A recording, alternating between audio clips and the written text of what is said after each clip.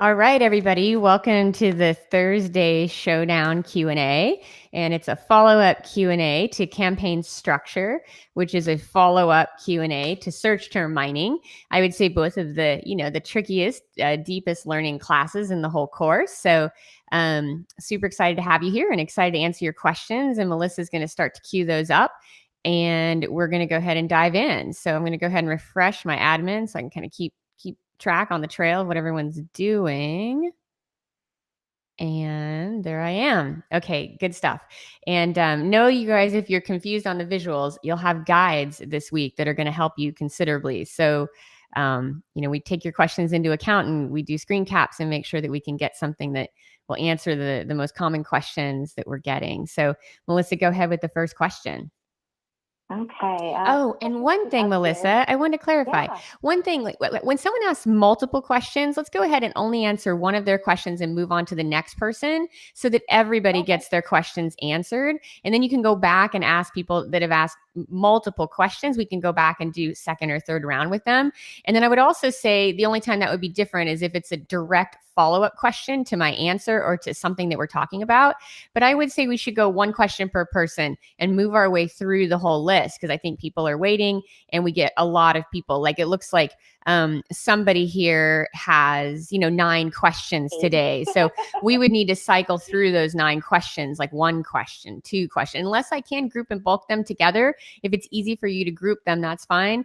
But I think we definitely want to move through in that sequence, 1 question per person, unless it's directly related to my answer or something within that stream. Okay, let me get these all up here. I'm going to ask you one quick and then keep organizing these because we are getting a lot of questions in here right off the bat. I mean, I've got 30 already. Great. Well, go ahead. You can organize. Go ahead and get me a good one to answer and you can start organizing. Okay. When structuring a campaign, you end up with the main campaign that you add your ACE into. So you end up with the main campaign that you add your ACE into, and then you create the ad groups. Now I have a keyword in ad groups, but no keyword in the main campaign. Is that right or wrong? That's absolutely correct. It goes campaign, ad group, keywords, ads. So when you're building out a campaign, you have a campaign as your top level, and then you move into your ad groups, which are designed to kind of work together to sell stuff within that campaign for that campaign product. And then from there, you have keywords that work together within those ad groups to work with the algorithm, increase your performance, increase your results. And then from there, you have a single ad in each ad group, but that's simply just aligned with the overall campaign strategy. Okay, great. Next question. My product is unisex, but the word unisex is a very low traffic volume. I have focused my ads and copy on the women's audience, which has the highest volume, but also higher competition. There's also very good traffic volume for this product for men. Would you suggest that I test ads to the men's audience through specific ads with men's keywords? Should I also change the title to address men and women? Interesting. So it depends on how unisex the product is. Is it unisex in color? Is it unisex in style? I mean, if it would only fit a man or a woman, you would definitely want to segment. If it's unisex and it would only so I guess if it's unisex, it fits both men and women. So I'd have to understand if it's the color or the style. Like it would really depend on, what part of that product is actually unisex and who it might appeal to more. The unisex keywords. So if you're saying it's unisex and the unisex type modifiers aren't getting high demand, you may want to focus on the keywords that aren't gender specific, just for the simple reason if the product isn't absolutely tailored to women or absolutely tailored to men, you may want to avoid those keyword modifiers altogether, unless you find the best way to do that would be starting a little more general, but not so general you're on a single or 2-word phrase with a ton of traffic. Starting a little more general and then reading your search term report to see if you're actually seeing women or men modifiers. And then you might find that style is more appealing to one gender or the other.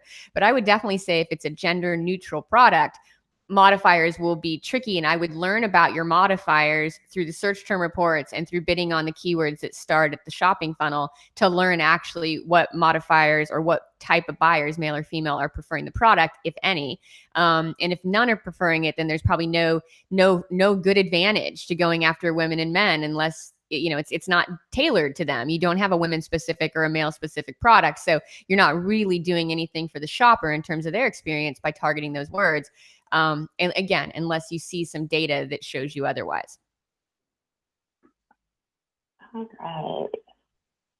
And let's see here. It looks like this is a 3-part question. So it looks like this is all going into 3 parts from the same youth or from the same student. So I have a 3-part question regarding campaign structure. I want to use bulk updates to restructure my campaigns. First part of the question. I understand that this involves downloading the bulk file, making changes, and then uploading the same bulk file. Are there any gotchas when with this process to look out for? Yes, you have to make sure that you have all the attributes from the original bulk download. So you need to, one, I would go Google looking for videos on this so that you can actually watch it. But more importantly, this process is a great one. I would almost say for this particular class, I think the bulk upload would be, I actually had to filter it out of these sessions because I think it's actually too kind of overwhelming for someone just learning how to analyze the data. So if you are going to tackle that bulk download upload, I would say that you need to make sure that all your headers are aligned with the original file format. So whatever you took in the download, immediately from that CSV, headers have to be aligned. And then second, you have to make sure that you include the campaign identifier, ad group, keyword. They all have a numeric identifier that is in the bulk download. That and the start date and the budget have to be included at the campaign level for that file to upload correctly.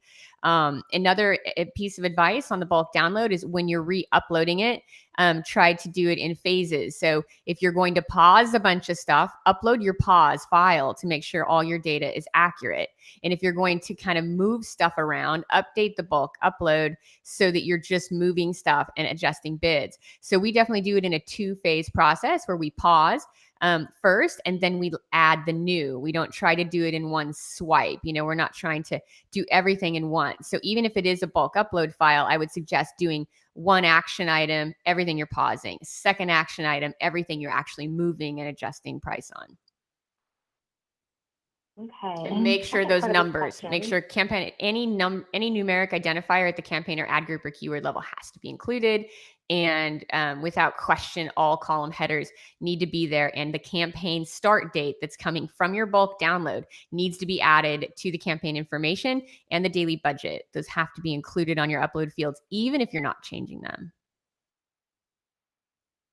Okay, great. The second part of the question is, I want to move a keyword to a different ad group. Can I simply change the name of the ad group that is already associated with the keyword in the bulk file, or do I need to pause the existing record, then create a new record for this keyword, which includes the appropriate ad group? And I wonder if that can be answered in those videos that you're having them look for. Yeah, you'll want to go look at some Amazon bulk upload for sponsored product videos so you really can catch that. They're pretty common tutorials and they exist on the internet.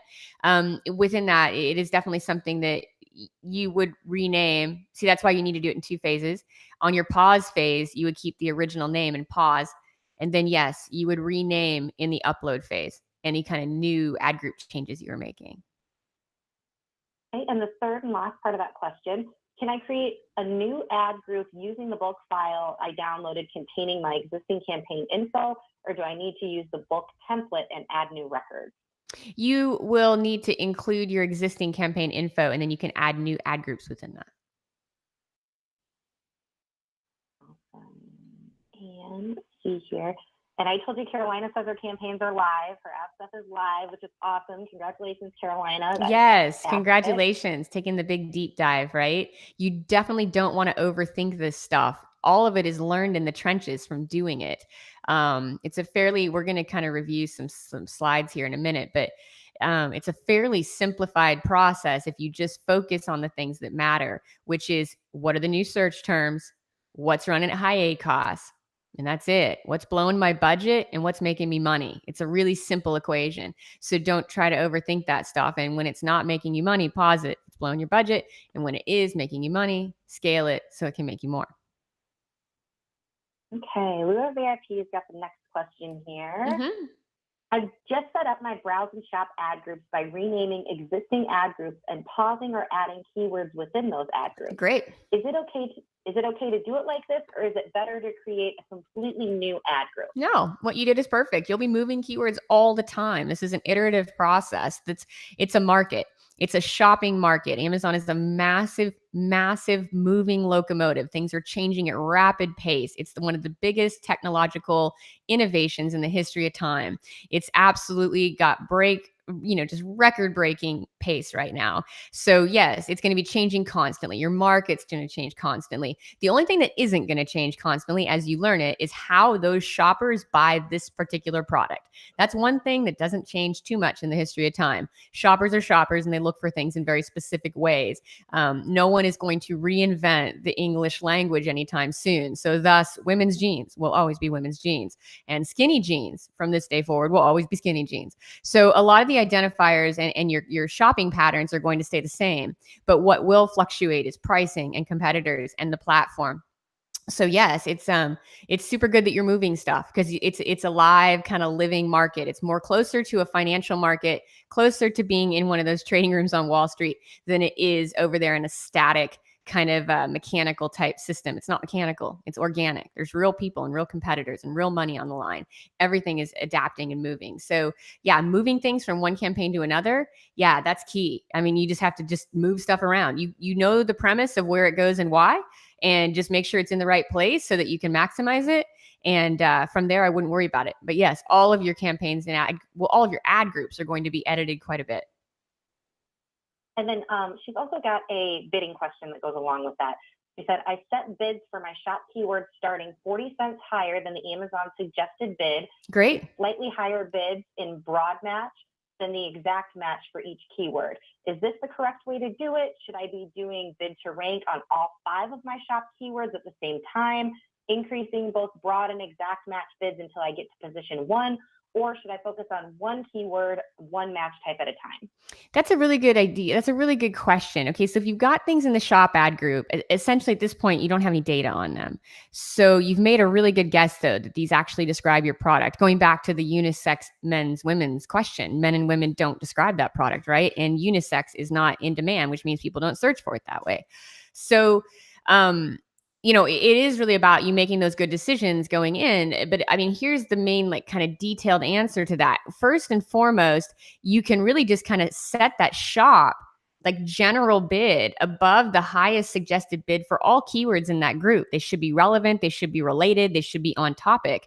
And then you really don't need to start modifying your keywords in tiered bidding yet, because you can reserve that until you've mined your search term report and you've actually got those in single groups where you're being more aggressive and you need to be more strategic because you understand which of those match types delivers your sales. There is one thing that is 100% true in Amazon, 100% in all the data that I have over 2 years, and then data knowledge from 15 in pay-per-click. I'm telling you, there is no given keyword in any given product or any given market that's going to convert better at a certain match type on Amazon. It's too much of a broad engine. It's too much of a broad kind of blanket that you get when you start to target things in that engine. Consumers are shopping and browsing, and really at the end of the day, you're not going to know which match type delivers profitably and at scale for your products until you test them. So the one thing you can be certain of is, of all 3 match types, phrase match can give you the most visibility, but it's probably the trickiest on the ACOS. But when it comes to a straight, on the dusty length of Amazon Main Street between a broad match and an exact match keyword, a good exact match will scale for you, but only after it's shown you conclusively it can do that. So when you're testing that keyword, there's no indication that you're going to get more volume out of broad or exact. So I would not be tiering my bids until I had that data at your phase 2. You're looking at a search term report. You're seeing what's happening in the market. Then you have an indication of, my broad or my exact is a stronger performer. And then I would bid tiered. I would bid accordingly. And I would probably start to move that stuff from scale into their own groups. So when I'm in the shop group, I just want data, and I want to rank on all of those keywords because I'm testing them. I want to rank as high as possible for the best amount of, so I'm going to bid for rank. So I think in that one, you don't have to worry as much in the testing phase as tiering your stuff or tiering those keywords as getting as much rank and visibility on those keywords. So I would invest my energy rather than tiered bidding. I would invest my energy until Amazon shows us where things rank in the manager. I would invest my time in checking where those things are ranking at, and kind of how they're performing for you. Where are you showing up in the search results, and who are you competing with, and what's happening on that, the kind of path to purchase. So yeah, that would be my suggestion there, is when you're testing, I wouldn't worry as much about tiered bidding. But after they perform, you should be putting higher bids on the stuff that works. And then Lure VIP said, I thought you had to do it at the keyword level in Shop so you could see what it costs per keyword to get position 1 for each keyword. When you do an uncapped bid, it shows up. The CPCs are going to vary on their own. So let me show you a visual here. Going to have to move through these. These are search term examples, kind of trying to guess what you guys might ask. Okay, here we go. If you're looking at these, you can see my CPC, which is over to the other side of the arrows, because of course we don't know I don't know what we're going to talk about. But on the other side of the arrows here, on the CPC column, you can see that my actual CPC is varied, right? I'm going from $2 to $223 to $134, $309, $196. You can see my bid is really high and not varied. So the CPC is going to be absolutely related to how that keyword, individual keyword, converts on your product compared to how that keyword converts on your competitor's product. Every keyword by keyword, bird by bird, stitch by stitch. So there's not going to be, by uncapping, as everybody knows, uncapping for me means setting a bid far above what Amazon requires, far above what my competitors have set, so that I can rank on the first page of search and see the potential of that keyword. Then I will see what its actual CPC is, but you're not going to control the actual CPC at scale. If you want those top positions, you're not going to control that CPC through a tight bidding strategy. You can only win those positions by outranking your competitors and showing that you can sell as well, if not better than them. So when we're doing that, for your initial test, the goal is to see what's going to kind of balance out. And then if things are not priced accordingly, you have to adjust bids accordingly. But I would suggest uncapping. So you're not managing. When you start testing keywords, you're not managing what they're going to cost you on your end. You're managing it the best you can by being in front of as many people to get more sales and show that you have better performance than the competitors in premium positions, which will immediately do more for your sales. So in that sense, no, the tiered bidding is a far better strategy when you're actually trying to improve performance. And just know that you have 4 weeks of optimization. And I'm very excited to discuss some things with you guys on the class. Melissa, will you make sure to remind me that I want to talk to the class about before everyone starts to leave? So I want to, at the top of the hour today, I want to talk about what we're going to do in the last 4 classes. And I want to get everybody's feedback, how they can contribute to that process. So yes. So I would suggest, hopefully that clears that up for you, Lure. Just let us know. Okay, 1 o'clock. All right, I got my note ready, so I'll be able to remind you. Mm-hmm. Okay, so going to the next question here, Robert, I have a keyword that is profitable and mining in both broad and phrase and has a low broad volume, right around 3,000 a month. Mm-hmm. It doesn't belong in its own single group because its volume is so small. Right. Its exact match and mine terms sell 2+, keep going into scale.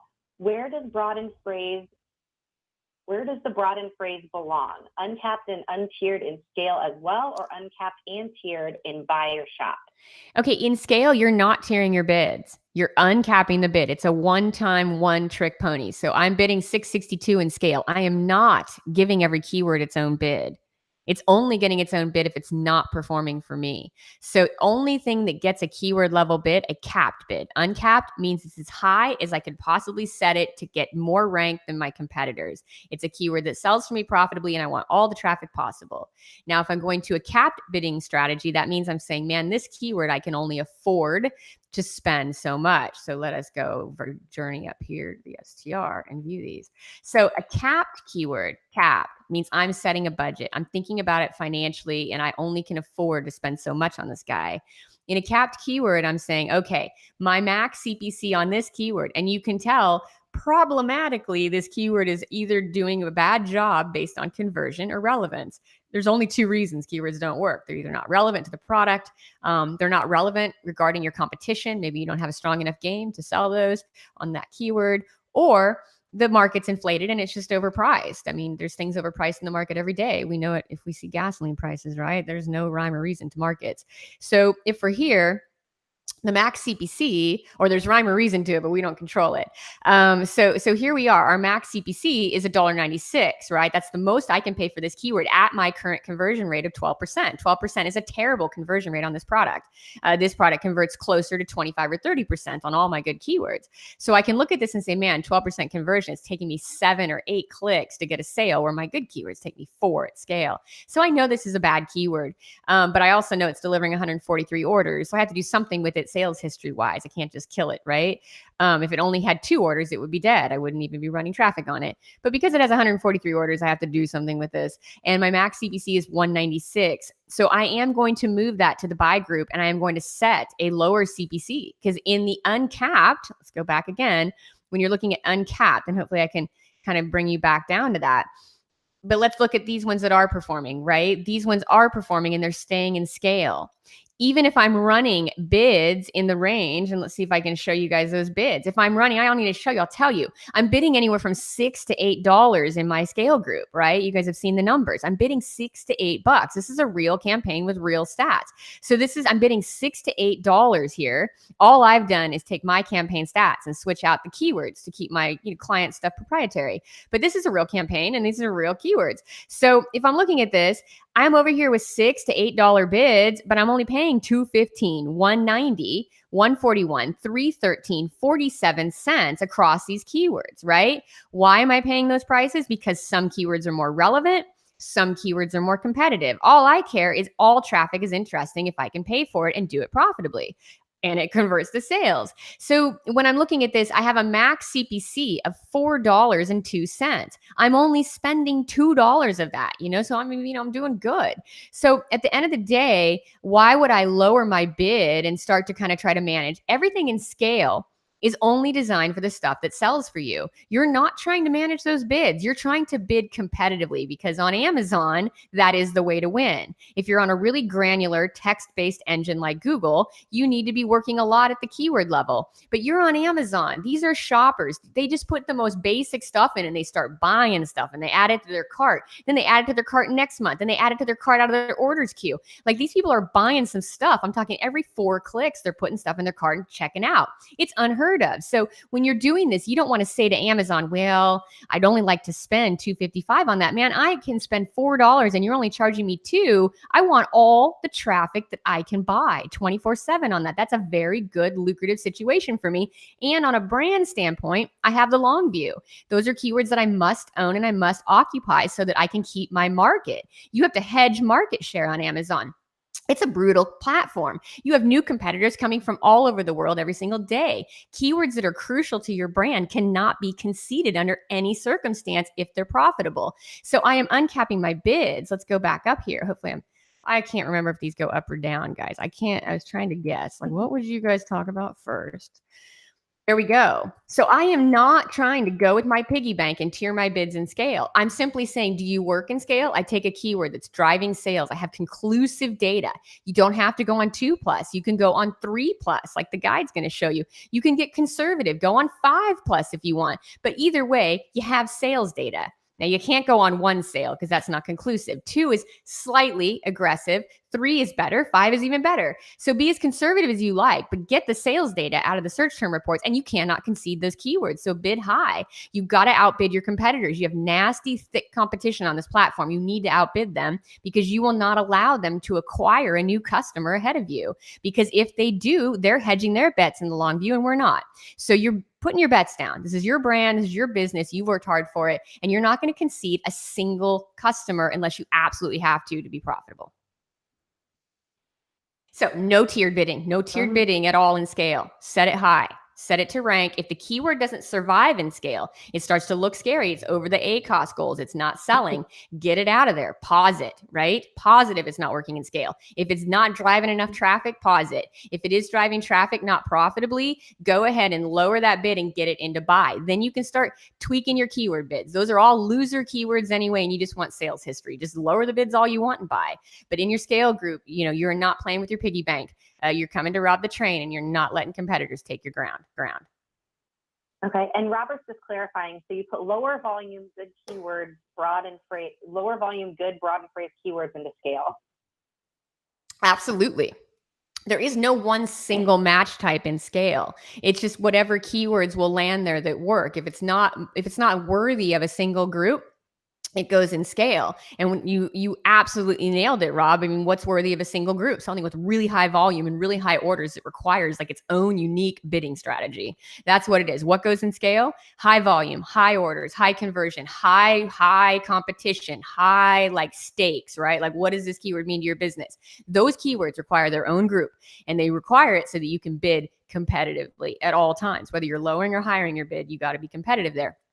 Everything else can go in scale. Now, when you're adding a search term to scale, a clear search term, you have, just off of the right-hand side of your search term report, when you're adding these dudes over to your campaigns, right here, the search term, customer search term, those are going as exact match, right? So if those are happening, you can put them as exact match. But every time you add a new search term, add it as exact match. If it doesn't get traffic as exact match, add it as broad, test it. But all search terms originally go in as exact match. That's how they were mined. So that's really the only place you have data on them. Okay. And when they make changes to the campaign, do the changes take effect immediately, or does it take time for the algorithm to consider the changes? If it does take time, how long approximately do you think it takes? Depends on how saturated your market is, depends on how competitive it is, depends on how much history you have in those campaigns. But, give it at least a week. And again, every initiative that I roll out, I give 90 days. So, I'm not waiting 90 days to get traffic on a keyword by any stretch of the imagination, but I would say a week on a good keyword to kind of latch on and start to scale. But I have to say, I'm also looking at what's happening on Amazon.com. Like, I'm going to Amazon.com, I'm checking my keywords, I'm seeing where the competition is at. I was just doing that this morning on an account, and I really lose my cookies when someone takes my spot. It makes me nuts. It's true, guys. I've witnessed it. It's true. Yeah, I had to talk myself off the fence. I'm like, oh, where'd that guy come from? All right, Elaine says, "Hey there, Cherie. I would appreciate if you would expand a little on when it's best to adjust bids at the ad group level and at the keyword level, and what exactly that really means. Mostly because I'm confused about how to optimize the bids in ad groups that contain a lot of different keywords." Well, your keywords are grouped based on performance because you're in this class. So everything in your groups are in this simple structure that I've shown you guys. They're based on performance. Competitors are more expensive. Brand is more profitable. Shop is just really targeted to your best guess you could ever do. And browse is pretty general, but on Amazon, browse keywords are a lot of money makers. Now your ad groups 2, right? You just take this little tiny bit of stuff over here. Ad groups 1, I'm going to test my brand. I'm going to test my shop. I'm going to test my browse. Brand's there forever. But then you get to ad groups 2. Buy, not performing so well. Keyword level bids. Scale, 2+ sales, 3+ sales, 5+ sales. Making money, profitable, good ACoS, room on my CPC, up bid on the ad group level. When I say the ad group level, it just means all keywords in that group have the same bid. You're just saying you're bidding high. You're not bidding for a CPC. You're bidding to take the competitors. You're bidding to outbid them. Your single, broad, and phrase, again, competitive. Those are your most important keywords, and you need to get all the new long tail out of those. And you need to, more importantly, be competitive on those keywords because it's where the shopper is starting. They're shopping, and where conclusively they buy your stuff. So you can't concede a single customer on that. Amazon's growing, right? Like, you have to acquire customers at scale right now because this is the time to do it. Once they're already locked in and have their favorite brands, well, the game's over. You know what I mean? It's been played. You know what I mean? You're showing up to the field, on Super Bowl Sunday a month later or something. Like, it's not worth doing it, right? So you need to be sure you're taking these markets and these customers as you can, as aggressively as you can, because Amazon's in a massive growth phase.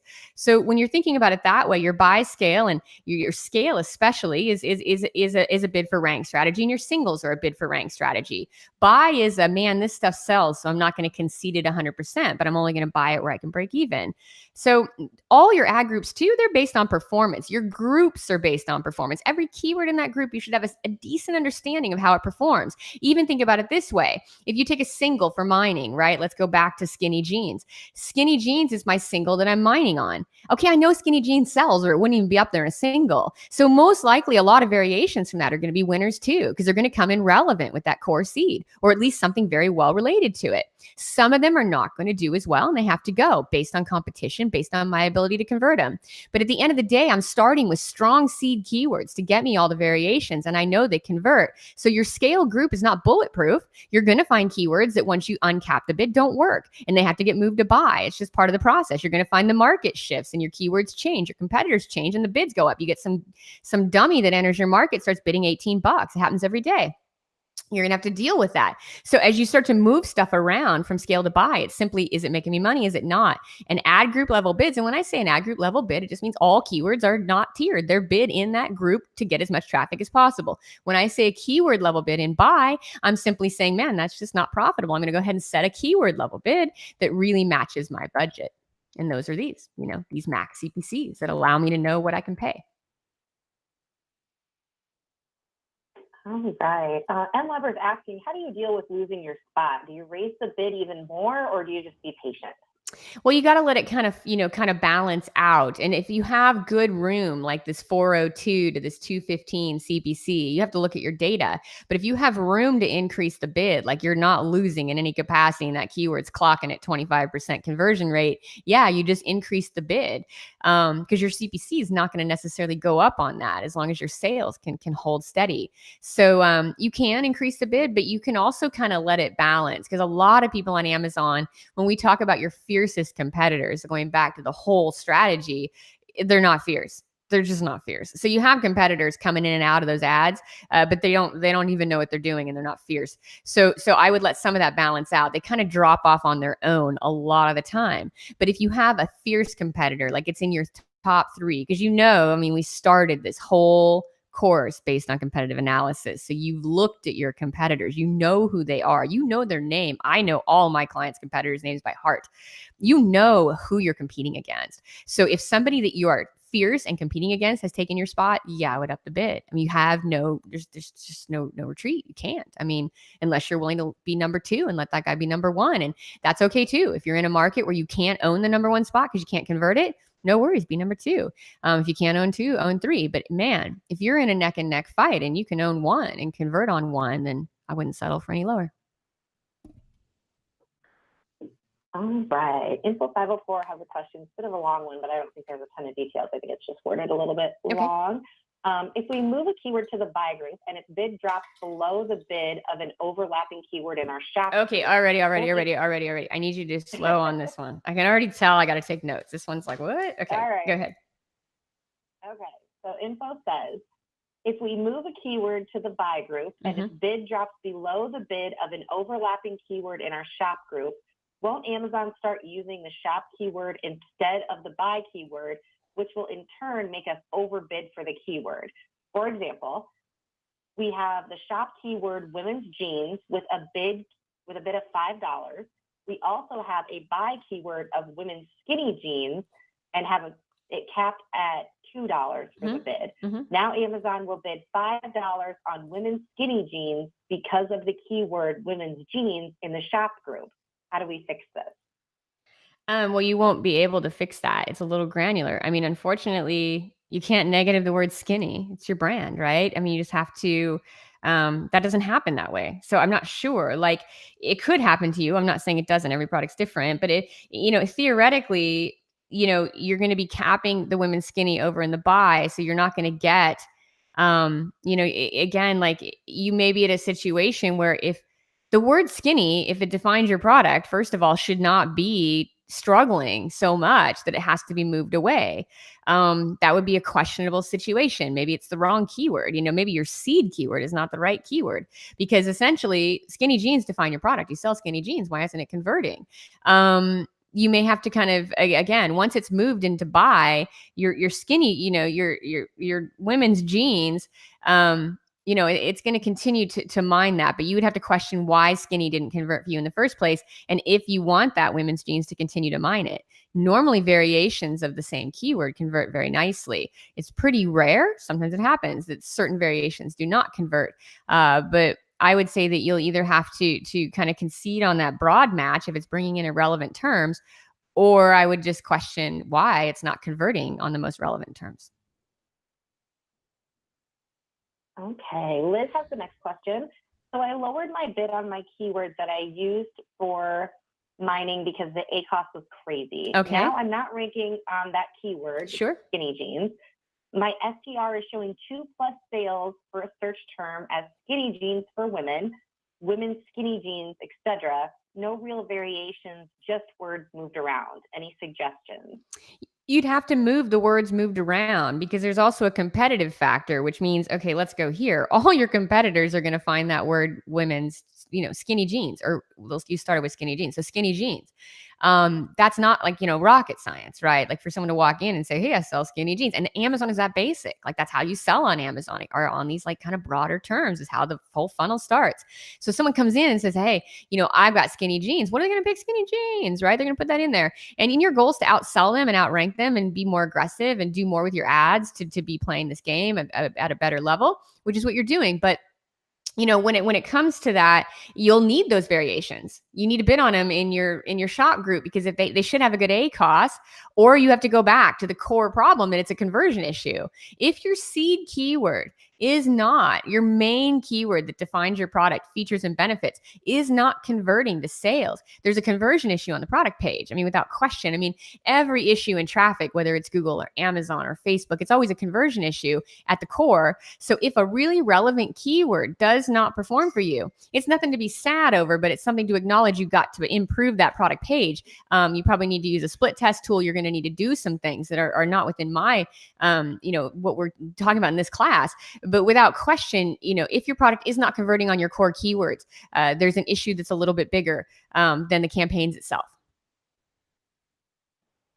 All right. Carolina's got a question here. If I'm number one in desktop but not on mobile, I've increased the bid a lot. Do I keep raising it at the ad group level until I'm number one on mobile? You should be definitely ranking in mobile. If it's a main keyword that drives sales for you, yeah, you should be checking the mobile app and seeing if you're there.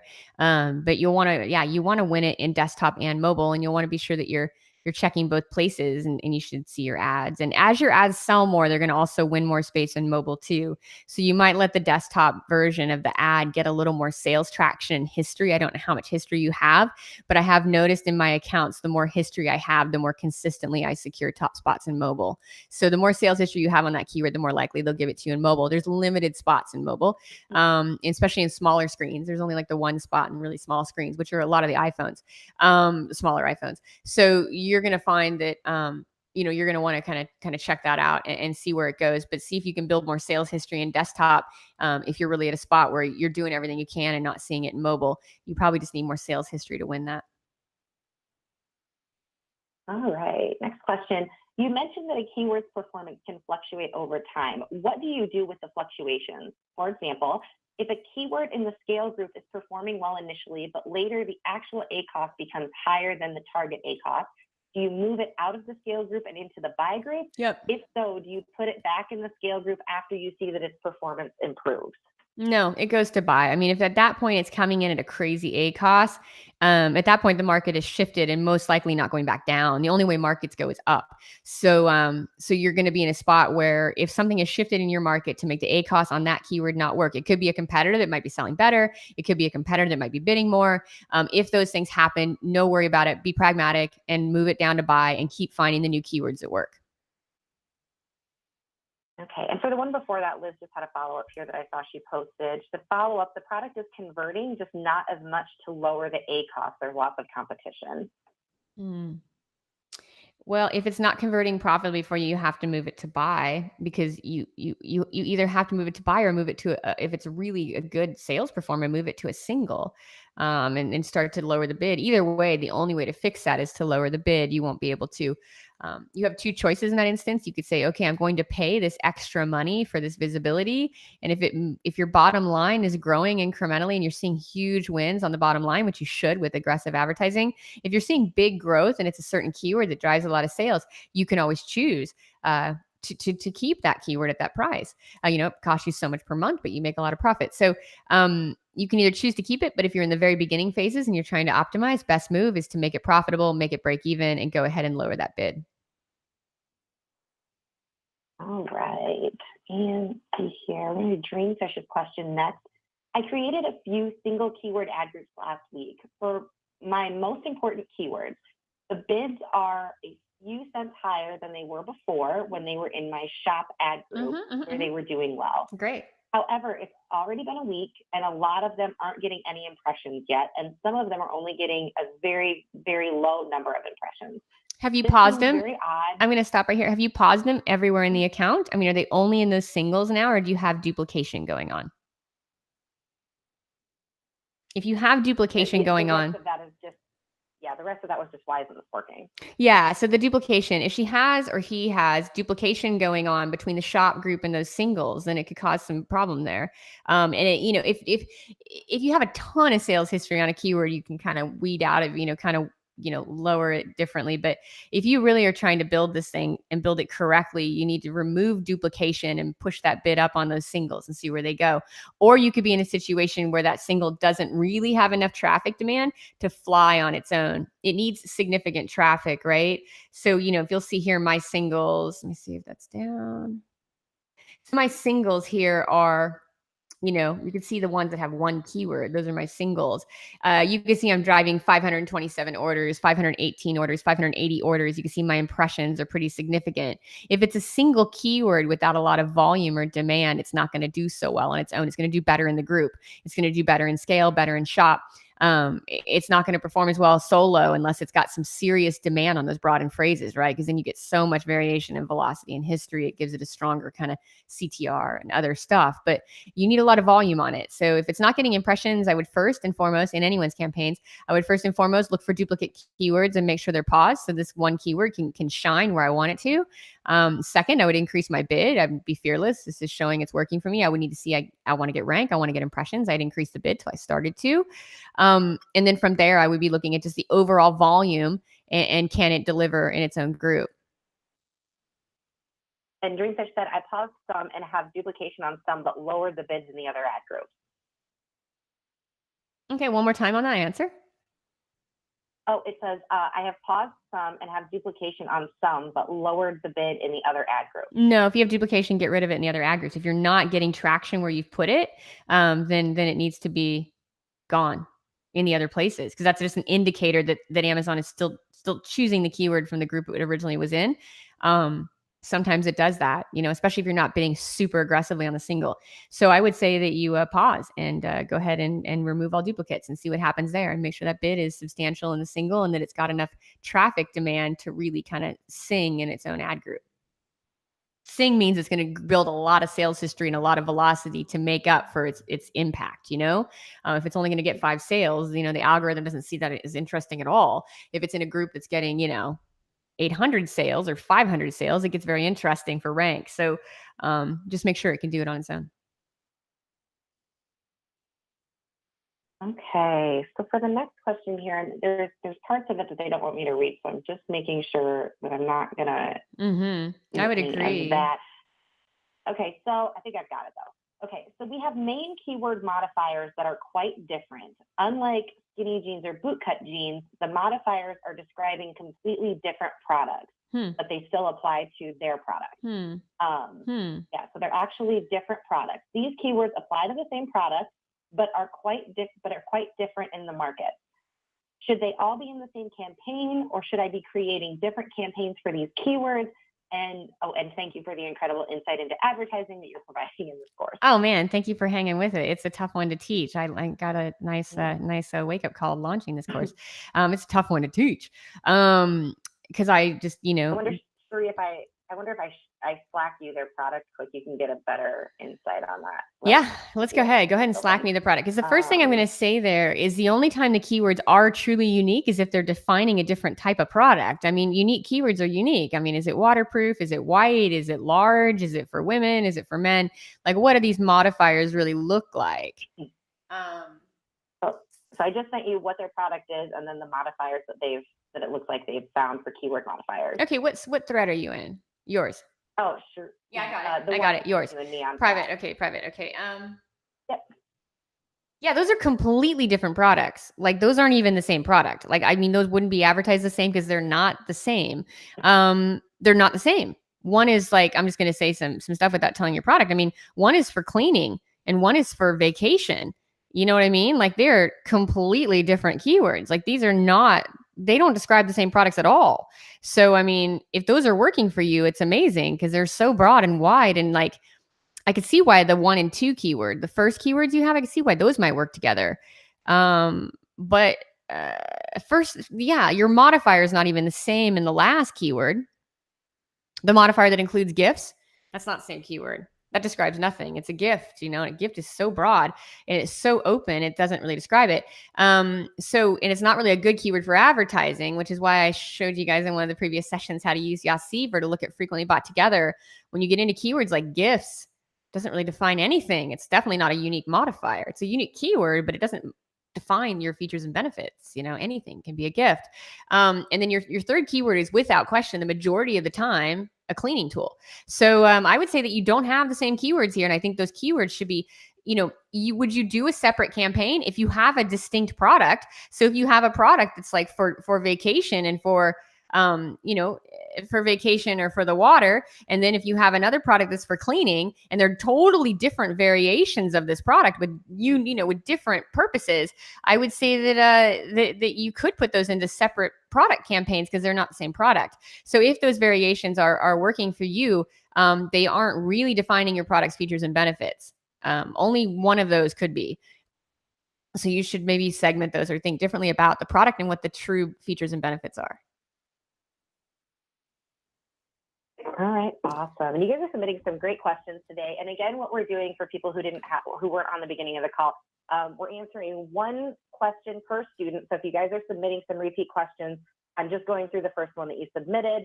But they're all great questions. And if we have time at the end, we'll wrap around and go back to the other ones. So if you think I've skipped your question, don't worry, we're getting there. I've got them all queued up right here. Okay, great. Good deal. That's really how we should do it because we do get a stack of questions and I think it pushes back people that only have like an hour for this class. We do, definitely. And we did have somebody ask if they could submit questions between classes. We don't. We only structured this class. It's a live workshop. So we've only structured it to do the live Q&A sessions and then to do the content. So you guys have the content and the guides and stuff you need.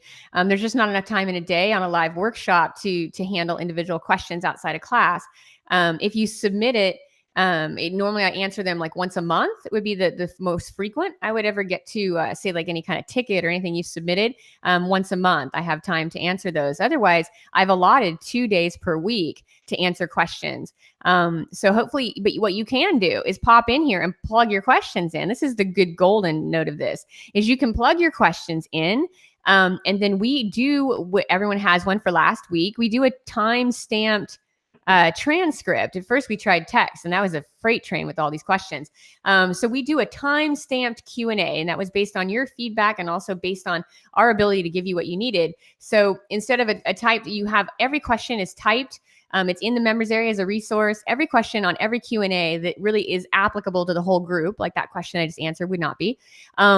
Every question that is applicable to the whole group is indexed with the timestamp in the Q&A video. So you can go and re-access that recording and look at the questions in sequence. So if you go ahead and submit your question, you can pop in here and we could maybe set something up. I don't know how that would work, but we do address the questions that are live because people have taken the time to come here live and it is a live class. But if you just pop in and plug your questions in, we can go ahead and get those answered and they'll be in the transcript. So we could maybe think of a way to workflow around that. But definitely without question, if you come in here, pop in your questions, then take off. Like that's all you got time for is to make sure that Melissa gets your questions because we answer them all. she will get your questions, especially the earlier you show up and the earlier you get them in. And then we can literally go ahead and you get your Q&A transcript 1 week later, and you can go look for your question because it was addressed and it was answered, and there'll be a timestamp where you can go listen to the answer. Yes. Okay, so let's keep going with these because I've still got quite a few queued up from first questions answered by some people. So oh, yes. And good one there. No, we are not answering questions anywhere but the ones that are submitted during the live Q&A. And also keep this in mind for everybody listening right now. All of your questions are fairly universal. I mean, we're not here to offer one-on-one coaching. I mean, my fees for that are $1,250 an hour. So if I were to do strategy on your campaign, that's what I bill. It's what I bill agencies, what I bill people. So I'm not here to help you, specifically. I'm here to help you as much as I can in class because we're doing a class together. But in terms of like a unique one-on-one strategy, I can't do that. But so when you do submit questions other places, no, I don't. I only address them here in the live Q&A. But I can tell you that everybody's questions are very similar. So as you guys can see on this class, people are asking the same questions, and it gives me time to clarify and me time to work through more resources that we're always posting.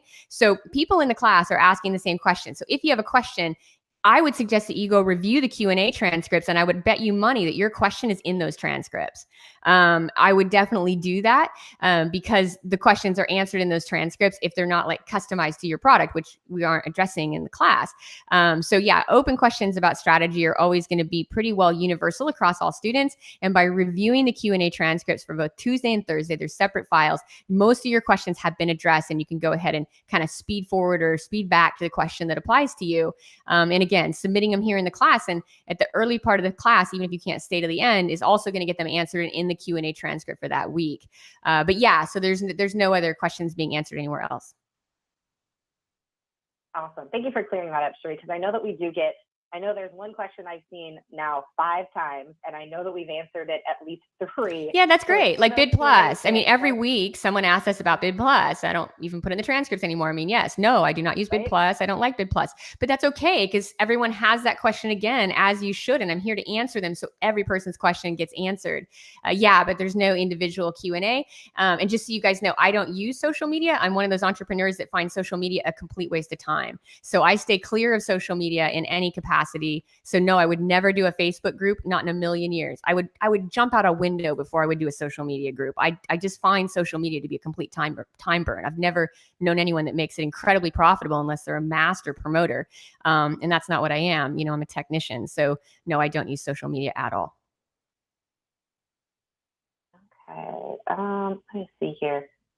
And when you guys are submitting these questions, if you're putting bullets and stuff in those or tabbing or indenting, please don't do that. It's not coming through very well within the platform that we're using for this. It's making it very hard to read, and we can't get all the information. So just straight text from us. No need to format those whatsoever. Just type us what you want us to know. But if you're putting in bullets or you're indenting, they're not coming through right. I can't see everything.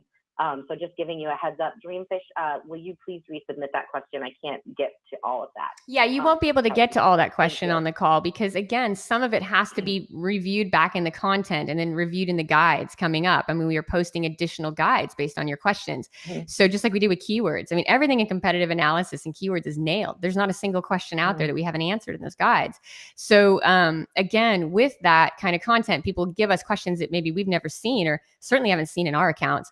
And again, we need to clarify. And yes, everything on this call, it's tricky because people are asking, like the last person, no campaign is the same and no product is the same. Again, this is an organic market. Like it'd be asking like what business you should invest in that's a guarantee on the stock market. It would never happen. So we have questions that come in these Q&As that are just not the same. So there's going to be lots of contradicting content because people have different products that need to be treated different ways and different reports that need to be sorted different ways. And every instance can kind of change what you do.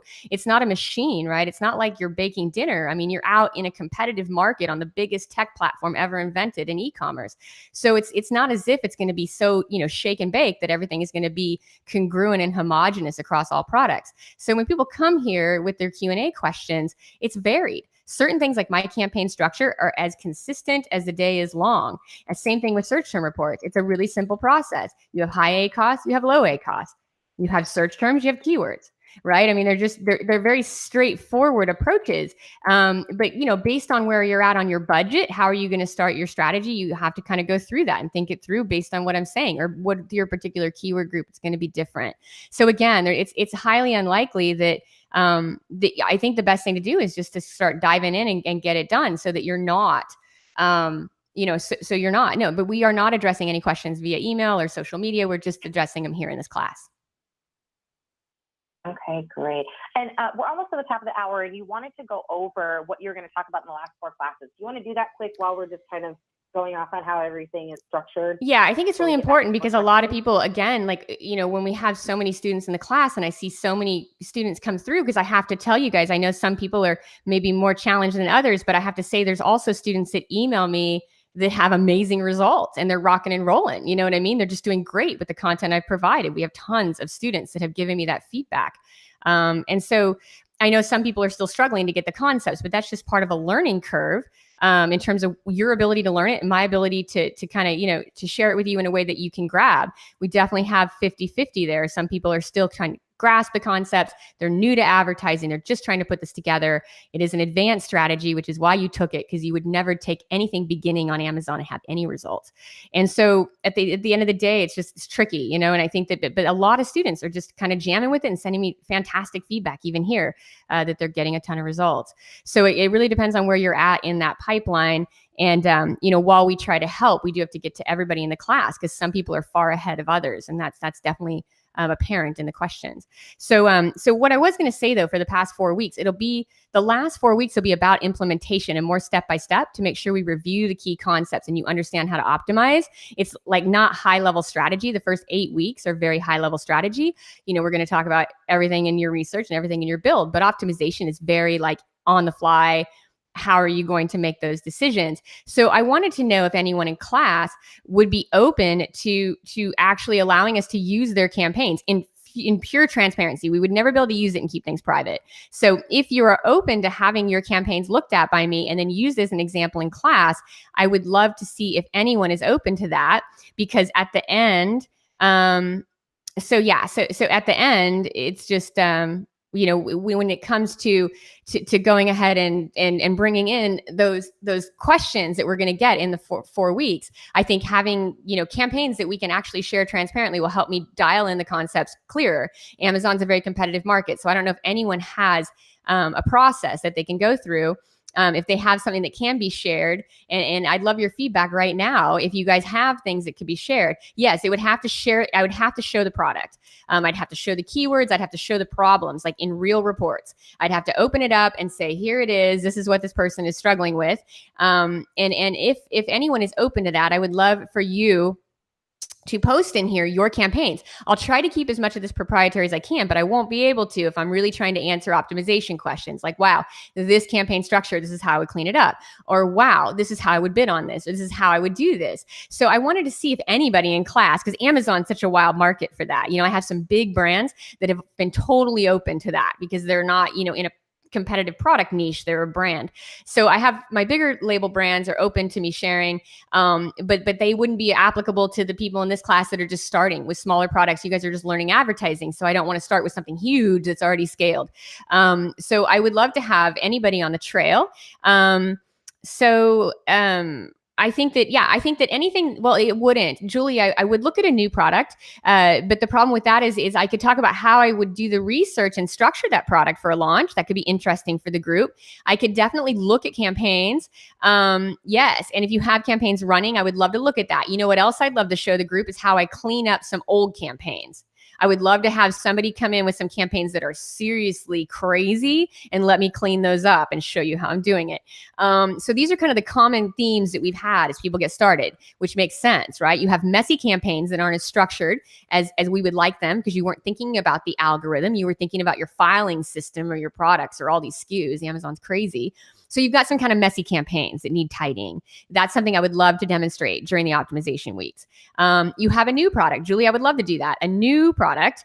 I would go ahead and I would love to take your new product and show you how I would do the research front to back and how I would structure that campaign build. That would be awesome for the class. So campaigns need to be cleaned up. optimization needs to be in place. Somebody that has a really robust search term report that they would like me to address and look at it and make my decisions, because it's all going to be different, right? Based on product and numbers. So that's another thing that I think would really, really help this class get a grasp on it. So those are kind of the 3 top of mind things: new product launches and research, campaigns that are really messy and need some help getting cleaned up, optimization in the search term report. I would love to do a demo of that. So what I would like to do is, so I think the things that we would need to do, so what I'm going to do, I just thank you guys so much. Everybody's giving me great feedback here. This is great feedback. Yes. Okay. Liz, Julie, Laura, Caroline, all the students that are regular in the class. So what I'm going to have you do is, if you're going to be a sample campaign, do not email me any questions. Literally, when I get strategy questions in my personal email box, I delete them immediately. I don't answer strategy questions because I have a consulting fee and I'm not even available for consulting until next year. I'm booked usually a year in advance. So I can't take new accounts. I can't take news. I mean, there's very little that I can do in terms of, like, we have about 95 service inquiries that I can't take. It's always like that. I've always got a fairly booked schedule, which is why my social media and website is so not promotion wise, because I have a waiting list of people always. So when I get your emails, if they're a question about campaign strategy, I do not answer those. I just delete them. But if you want to email me just regarding a product that I can use as an example and I can work through, I will solve your problems for everybody else to see. I will definitely not leave it on the table. I'm a very good problem solver, as you can see. So if you would send me an email to Cherie@theurbancowgirl.com. Again, please do not email me strategy questions. I'll just delete them the second I get them, because I'll think that maybe you didn't understand, or, I didn't get clear enough on that. But if you email me questions specifically, like your specific stuff, like, we can promote this, I would love for you to solve this problem on the class, and I can be transparent. I will protect anything I think needs to be proprietary, but I would love to share that data in the class. That's all I'm looking for, is campaigns that can be shared completely transparent with the whole class, and I can do what I need to do publicly so that anyone that is not getting it, I can do it. So that's kind of it. So if you email me, Cherie@theurbancowgirl.com, that's it. Got it. And you go ahead and say, yes, I'm only emailing you this because I'm allowing you to use my stuff as a full beta to show people in the last 4 weeks of class, because everyone wants over the shoulder. Everybody needs to see how it's done. And it's not going to happen if I have to imagine keywords or if I have to blur keywords in the campaign manager. None of that helps you guys for implementation, which is the only time you need hardcore implementation outside of the guides, is when you get to optimization. That's the time when you're making decisions. It's all just, deep thinking and deep learning. And I feel like showing you step by step is going to really help you guys nail those last 4 weeks. So it's not high level strategy. It's very step by step and action oriented. So please email me directly if you are open to that. If you have products, I don't care where you're at in the cycle, just please make sure you're either launching a new product and I can research it publicly. And if I've done your research, you should know that no one's going to hop in there and do better than me at this point. So you shouldn't have any threats. If I do this work, I don't think your competitors are going to catch on anytime fast to what I'm doing. And so the next thing should be, like, you have a product and the STR really needs cleaning. You've got a lot of data, but you don't know what to do with it. That could be old search term reports too. If you have data, sales data on the product, please send it my way. Again, if you have old campaigns or campaigns that really need this, like, fine-tuned process I'm showing here on the screen, like, you need your ad groups re-segmented, you need to be rethinking your targeting, please send that my way. So that's my thing for today. I really want to help you guys, and I'd love to work through your account. But unfortunately, we have those final 4 weeks together, and it's so crucial that we use stuff that will only work for the group. Again, this isn't a one-on-one coaching session. It's a group session, and everyone has to get value out of it, even people that are watching it later that aren't in the live session with us, So everybody's going to have different learning curves, but please send me your stuff if you have it. That's it. Now we'll go back to Q&A. Okay, so I'm going to add your email address to the chat here so that everybody can see it, just so that I have everything spelled correctly. Again, please do not submit questions or strategy questions. Only submit information about using your product. And just know that I receive about 500 emails a week, anywhere from 300 to 500. So if it is a strategy question, I just hit delete the second I get them. All right, so I've got that in there. Cherie's email is on there, so if you want to email her those that information, that would be awesome. Okay, back to questions. And now, so what I can tell you guys, though, for those of you guys that are also submitting super detailed, kind of crazy questions, your guides will solve those. So we'll have new guides. It takes us a week to create them, right? They're not easy to create. It takes us several weeks. Even the ones that were in planning didn't address some of the questions we've got. So we are creating guides. So if you have questions, the guides will answer them just like the competitive and keyword research ones did. So if you've asked a complex question that has multiple bullets, we're not disregarding it. We're reading it and we're answering it if we can. But if it's too complex, it just goes into this file where we review the questions. I review the questions as we design our guides. The search term report went from 1 guide to 3 guides based on the questions in class. So even if we can't go through your intricacies of your account or where you're possibly confused, without question, the guides will address every question you have, just like the first Act 1 did. So I just want to make sure that you get that we are not leaving those questions on the trail. We just have to make sense of them. And some of those questions require visuals. Like you're asking very complex questions that couldn't even be answered in text. Like they need to be visually answered so you can see what I'm doing, right? This is not something I could give you a text-based answer on. It seems like it's text-based to you, but to me, I know you need to see something to get it. So that's just it. Okay, back to Q&A. Okay. Back to Q&A. Here we go. Okay, so Pret's up next. Pret's question is, my main keyword is similar to jeans and has 22,000 exact and 100,000 broad searches. I advertise on it for rank. The ACoS is 65%. Other keywords have much lower searches. Will you stop advertising on such a keyword or would you keep it to dominate the market? Yeah, go back one more time through that because I don't want to miss any of those numbers. Yeah, okay. Reset that. There we go. Okay, so my main keyword is very similar to jeans, so it sounds like it's a pretty broad keyword. I have 22,000 exact and 100,000 broad searches. I advertise on it for rank. So he's advertising for rank. Yeah, hold on one second though. So 22,000 exact and 100,000 broad. Yep. Okay. Correct. Yep, the ACoS is 65%. On which variation? It does not say. It just says ACoS is 65%. Across both exact and broad? I'm asking this so he can type his answer. Sorry. So go ahead to the next part of it. Okay. Yeah, and it just says other keywords have much lower searches. Will you stop advertising on such a keyword or would you keep it to dominate the market? Well, I would keep it because it's a keyword that's driving sales. What kind of, I would ask exact or broad match, or what's the sales velocity? Is it really jamming on sales? If it is your top performing keyword, and it has like the highest search volume in your particular category, I would definitely put it in a single and start to bid very strategic. You may need to lower the bid. I'm going to assume that you can keep your exact match and it's going to perform probably a little bit higher than the broad because you aren't doing as many variables, which is, it's not valuable for mining long term, but it's good short term. So I'm not really sure. It's okay. 65% on broad. Yeah. So at this point, we don't want to have a short term view there. If it's 65% on broad, and then how many sales is it driving though, Pret? Like how long have you been running it and what kind of sales data do we have on that keyword in broad match? So he's typing that in. So that's that. Awesome.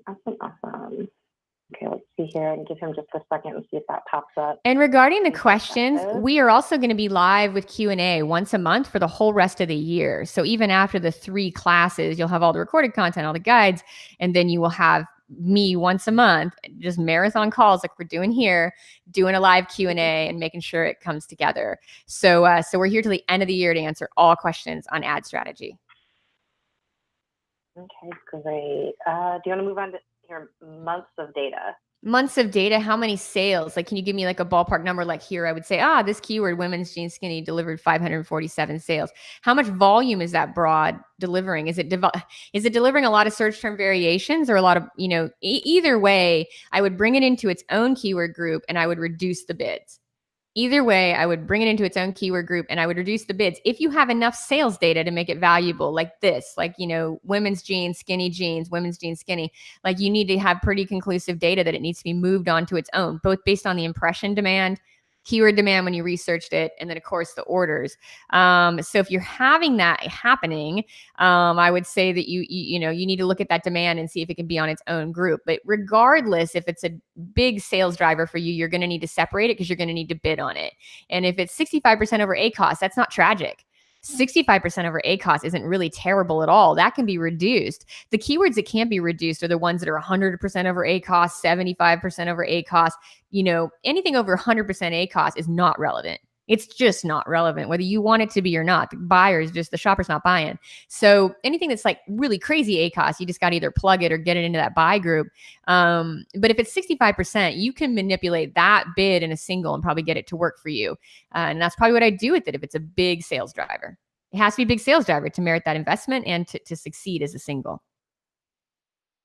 Okay. Kathy has the next question. She says, I have a consumable product and about 25% of my customers are repeat customers. Mm-hmm. Do I take this into account at all when determining whether or not to cap the bid on certain keywords that have a higher ACOS than is profitable for me? Depends on how much on that ACOS. That's a really good question. So if we're talking about 65%, that's not tragic. I would work on that. And also your consumable, what percentage of people are buying that? Anytime you have a consumable, it's far more valuable lifetime, and you're going to acquire that customer once and do the good work to keep him. So if it's a consumable, yes, you have more margin. You have more margin inherently because the cost of a customer is so valuable to you. So how much is always the question. So what I would be looking at there, and I can give you super clear cut answer on that. I'm always looking at, okay, so how much is somebody spending?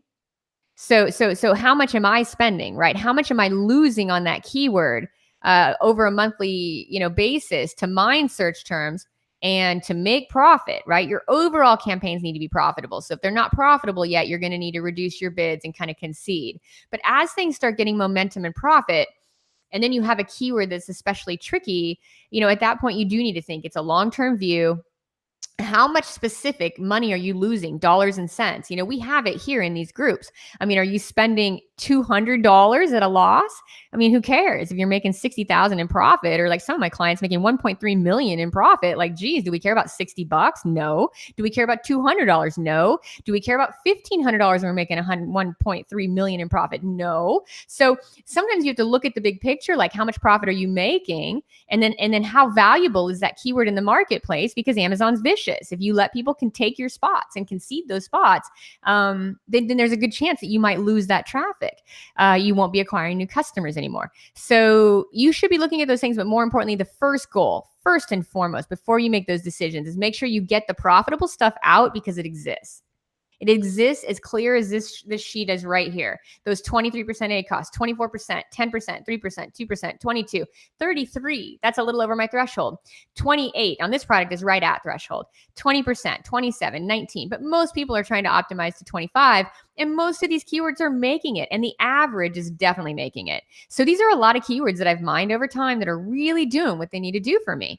So if I'm looking at this, I'm like, yeah, it's great. You know what I mean? This is awesome. And then just look right here. Then the same keywords. Look at how, if we go down, look how bad they can do. I've got a keyword that's gone south here, right? 143 orders. It's just not performing right. 61% ACOS. It's, almost double my target. It is double my target. So I have to optimize these. So you're going to see that, and again, like, unless they're delivering a significant amount of sales, I wouldn't worry about it. Like, worry about finding the ones that are really going to drive sales. And also, if you're really in a place where those main keywords have to be one, think about dollars and cents. How much you're making on Amazon and how much you're really spending or losing on those keywords at break even, right? You got to account cost of goods sold with your ad spend. And then we do that analysis all the time. Like, how much are we really losing on this? If it's a client in a very competitive market, it doesn't matter. I mean, a lot of times I will say, no, you're going to pay for that keyword. We're going to pay for that keyword. We're not going to be stupid with that keyword, but we're going to pay a little more than our target ACOS because our brand is growing. Our brand searches are growing, coming in at 5%. You kind of look at it as a whole. So if you're just starting out on Amazon though, and you're still getting traction with the product, you need all your money. All your money has to go to these winners. You know what I mean? You got to get the money. You got to find the winners and you got to bet on them. So these bets are so important in the early days, and they exist. Boy, do they exist, because not many people are doing deep thinking on this stuff. So make sure you're hitting those good bets. And then from there, make sure that when you make those good bets, that you're okay with, just as long as everything is profitable, then you can make other decisions. But if you're just starting out, you want to just be focused on breaking even so that your money can go into these things that are going to grow over time. So I would really focus on break even if you're super new to the game. If you have a competitive market and you're fairly entrenched in it with a lot of profit, I would say, yeah, you might have to, divvy up $500 here and there to pay for keywords that are important. Okay, next question. I put the previous PPC profitable keywords from an auto campaign into a manual with manual match. Oh, this question might not make any sense. Let me read through it really quick here. I thought that I had read it and it made sense. I'm going to move on to the next one and I'll reread that one. David wants to know, how do you calculate max CPA if you have 3 different prices on your product page? Example, they're different sizes. So the small is 10, the medium 15, and the large is 18. The best seller is the small. Would you calculate the CPA for the best seller to make it easy, or would you do all 3 of them? No, you would not. You would calculate the CPA based on the one you're advertising, because that's all that matters. You know what I mean? And you're starting to kind of get those numbers. Look at what you're advertising. So whatever best selling product you're advertising, I assume you're doing the small. If you're advertising the small, they're going to self-select on the page, but you need to count the small into your ACoS, because that's really the only true metric that compares your ad spend to the performance and the cost, you know? So you can be, you could be conscious of the fact that you have other people self-selecting higher priced products, kind of like we just answered, like, wow, well, you have a consumable. What a great way to think. You know, whoever asked the question, it's already scrolled down, so I can't see your name. Whoever asked that question about, about the consumable is thinking the right way. You know what I mean? You are thinking the right way on the consumable thinking. You're thinking long view. You're thinking about the value of a lifetime customer. You're thinking how easily they re-add stuff to their Amazon cart. It's going to be, it's awesome to be thinking that way. I wouldn't go blow crazy cash thinking that way, but you do want to be thinking that way. It's a bit, it's your product, your market, where you're at in it. That's a great way to think. Same thing with you, David. Like, I just would be saying, wow, I want you to be conscious of the fact that people are buying those extra products with the higher price points, the mediums and the large. But if you're advertising the small, take your break-even ACoS on that, because that's where you're spending ad money. That's where you get to look at the conversion rate and how it's working there. So I would be basing like your break-even ACoS, on the product you're advertising. And then I would be thinking kind of strategically in your buffer zone, like, oh, I'm paying $200 a month for that keyword a little bit, but man, I guarantee I've got some medium and large sales. I can see them growing. So you do want to kind of account that into your strategy, but you have to have a pulse as a business owner on what that means. You know what I mean? What does that look like for you? And so definitely, like, quick review of the search term report. If we're looking at it, essentially you're going to have, your different categories. I've got some singles in here. I've got my brand. I've got my competitors. I've got several scale keywords that are working for me. So you're looking at these categories, and the only thing you need to focus on are what are the new product variations, and getting them into your scale group is exact. That's the first and foremost. Are they at your target ACoS? And then move them into the scale group. It's very simple. And then from there, don't overthink it. After you get your stuff that's unique back into scale, you continue to run traffic on that. And then you're just analyzing the report to say, where am I at on target ACoS? Where am I not? If it hits your target ACoS, then you keep it in scale. If it does not, you want to lower the bid on that particular keyword like these and put it into buy. That's it. So everything in scale has a high ad group, and everything in buy has just a keyword level bid based on these metrics that you've calculated. And it's just pretty that straightforward. You don't want to go too far into that until you've done this, until you've done the analysis and you've started to make some money. Again, I can tell you right here, the money shot is here. It's in these keywords and using them correctly in broad and phrase, and using them, in these groups to kind of start scaling and growing. These are the money shots. So everything else, as long as you're not losing money, I wouldn't worry about. You'll learn it over time as you proceed. Okay, Olga says she's still very confused about how to choose keywords if they're on a tight budget and it's a new product with no search term data. How do we choose the keywords so that we can actually win on those and not run out of money? Also, how do we choose those based on our budget and how competitive they are? You just go after volume, like this example here. And first of all, you can't choose. There's no guaranteed way to choose. You have no data. You don't even know how your product converts at this point. Right? Like, you don't know how you stack up in the marketplace, right? That's a new bit of data that you're going to get. So you don't really know what the market costs on Amazon. No one does. Just like, it's like saying, what's the stock market going to do tomorrow? We don't know. We can guess based on trends, but we don't really know until we get in there and look at the numbers. So really, there's no way for you to know in advance, right? Like how this is going to go. There's no data for you. The variables that can be the obstacle and the opportunity are, how well does the product convert? How much does it cost in the market? How much are those competitors bidding? which means how many are savvy at ads, how many have good selling products. So until you see those variables tested out and showing you, this is all data here showing me those variables, right? So this is how you would see. Until you have tested, the only thing you can do budget-wise is start to look at the keyword demand in a tool like Helium 10 and say, okay, this broad, I mean, if you had a limited budget, you would never bid on espresso, not in a million years. If you had a limited budget, I really wouldn't be bidding on any of these keywords. I'd be bidding on organic coffee beans or fair trade coffee beans or coffee beans dark, things that really attribute my product description, things that are only about my product. Everyone has light roasted, everybody has, strong coffee, weak coffee, decaffeinated coffee. I would never even be going on a limited budget into words like coffee beans. I couldn't afford it, right? I mean, I have to uncap that budget. It's a fairly expensive keyword. So if I can't compete on it, that's the one thing about advertising is if you can't compete on it, it's not a big deal, but you can't compete.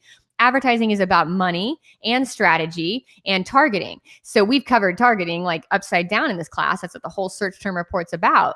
But it also is a money game. You know what I mean? It's why we talk about managing your money and keeping things tight and getting those buy groups right, because it's a money game. I mean, one of the things I'm always clear with my clients on is, well, I need to outrank and outspend them, right? Which means I need to be profitable. You can't outspend your competition if you're not profitable and you're not fiscally sound in the campaigns. So you need to be very, a steward of that money because I need to outspend some serious competitors in my markets. So you're going to be in that same spot, but you don't need to bid on keywords that you can't compete. It's not a big deal. You just need to kind of ratchet that back down and get some data and build some history on things like, in this example, I would not do espresso at all. It would just be off the table for me. I would not do coffee at all. It's already off the table for me on a limited budget. Coffee beans, off the table, limited budget.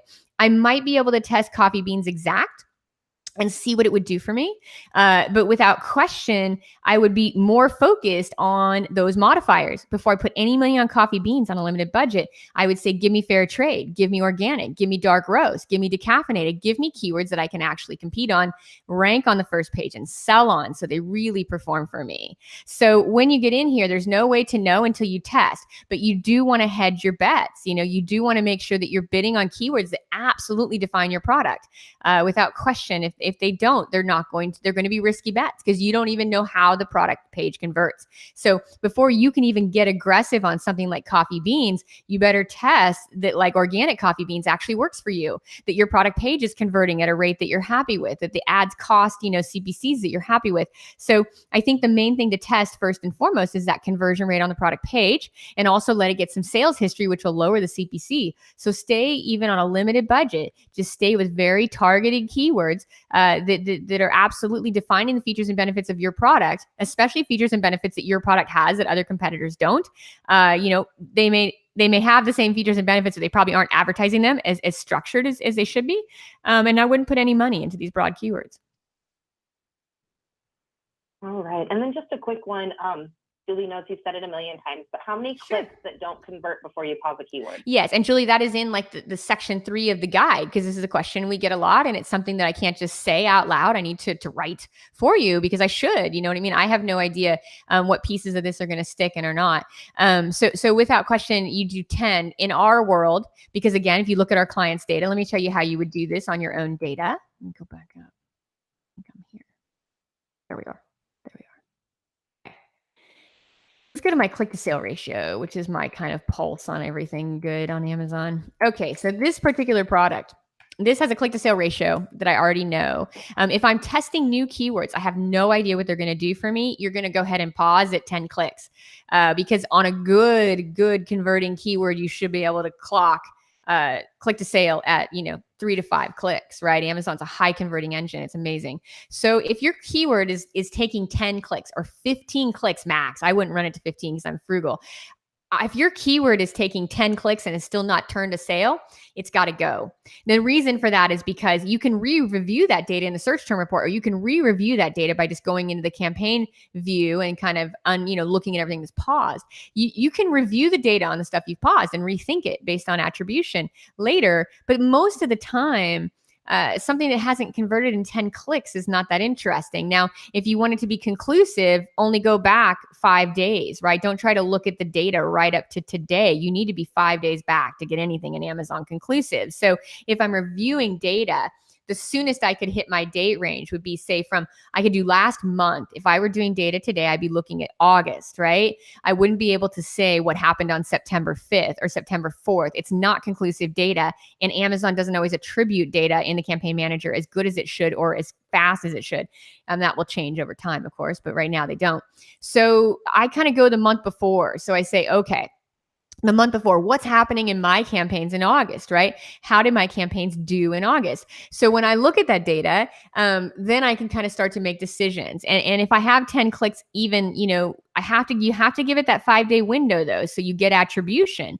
But if something's coming up, if it's up over 15 clicks and no sales, you just got to shut it down immediately. Normally we're very conservative because I know that my product should be converting every 4 sales. So if I'm at 10 without a conversion, I'm pausing it. So, and another time that I pause is when I see stuff like this.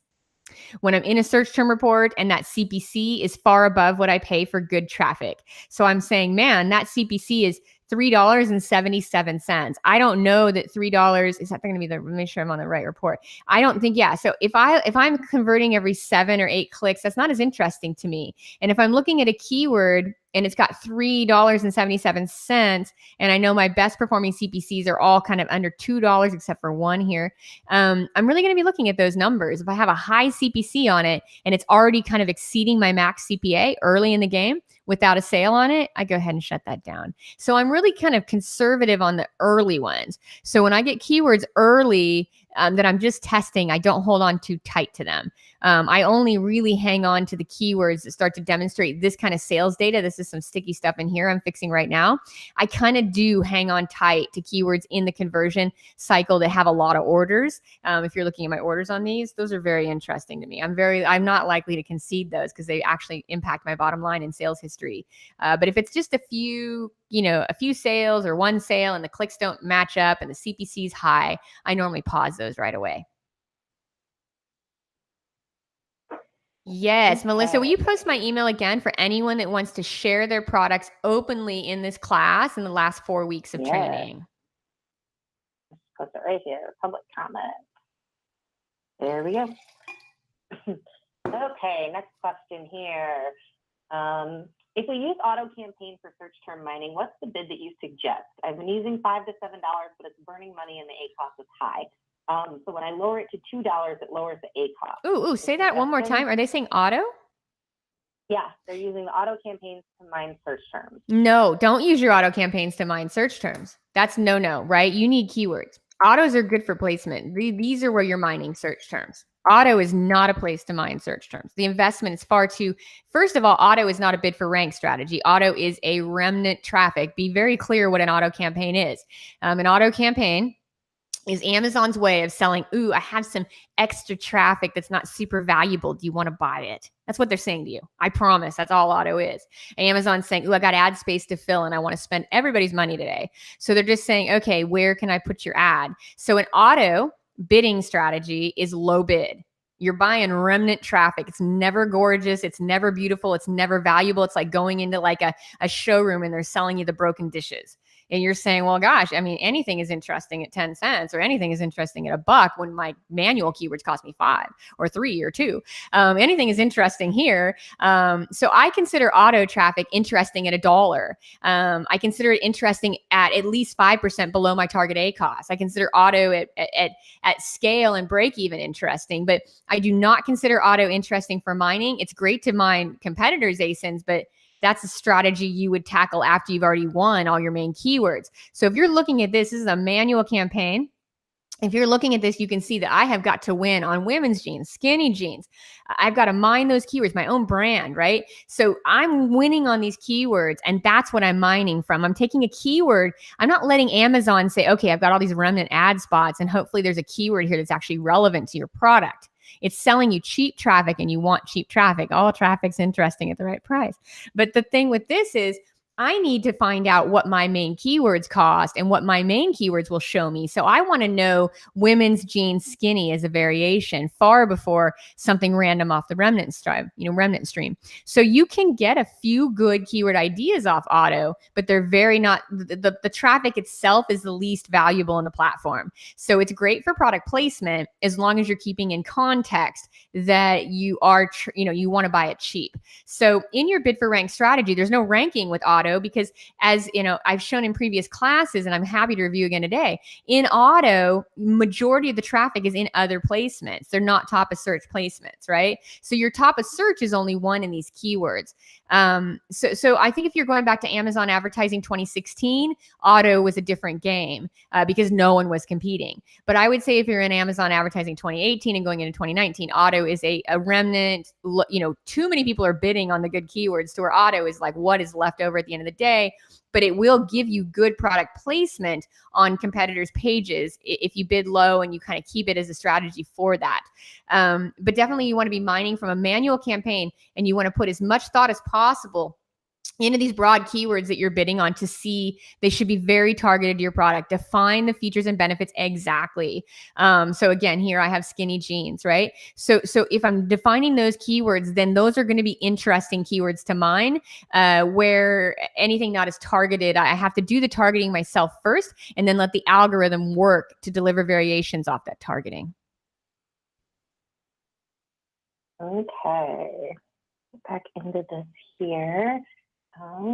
Christine is asking, when I change the default bid and the ad level bid, should I see that number automatically placed in the keyword bid cell? I don't see any changes at the keyword level.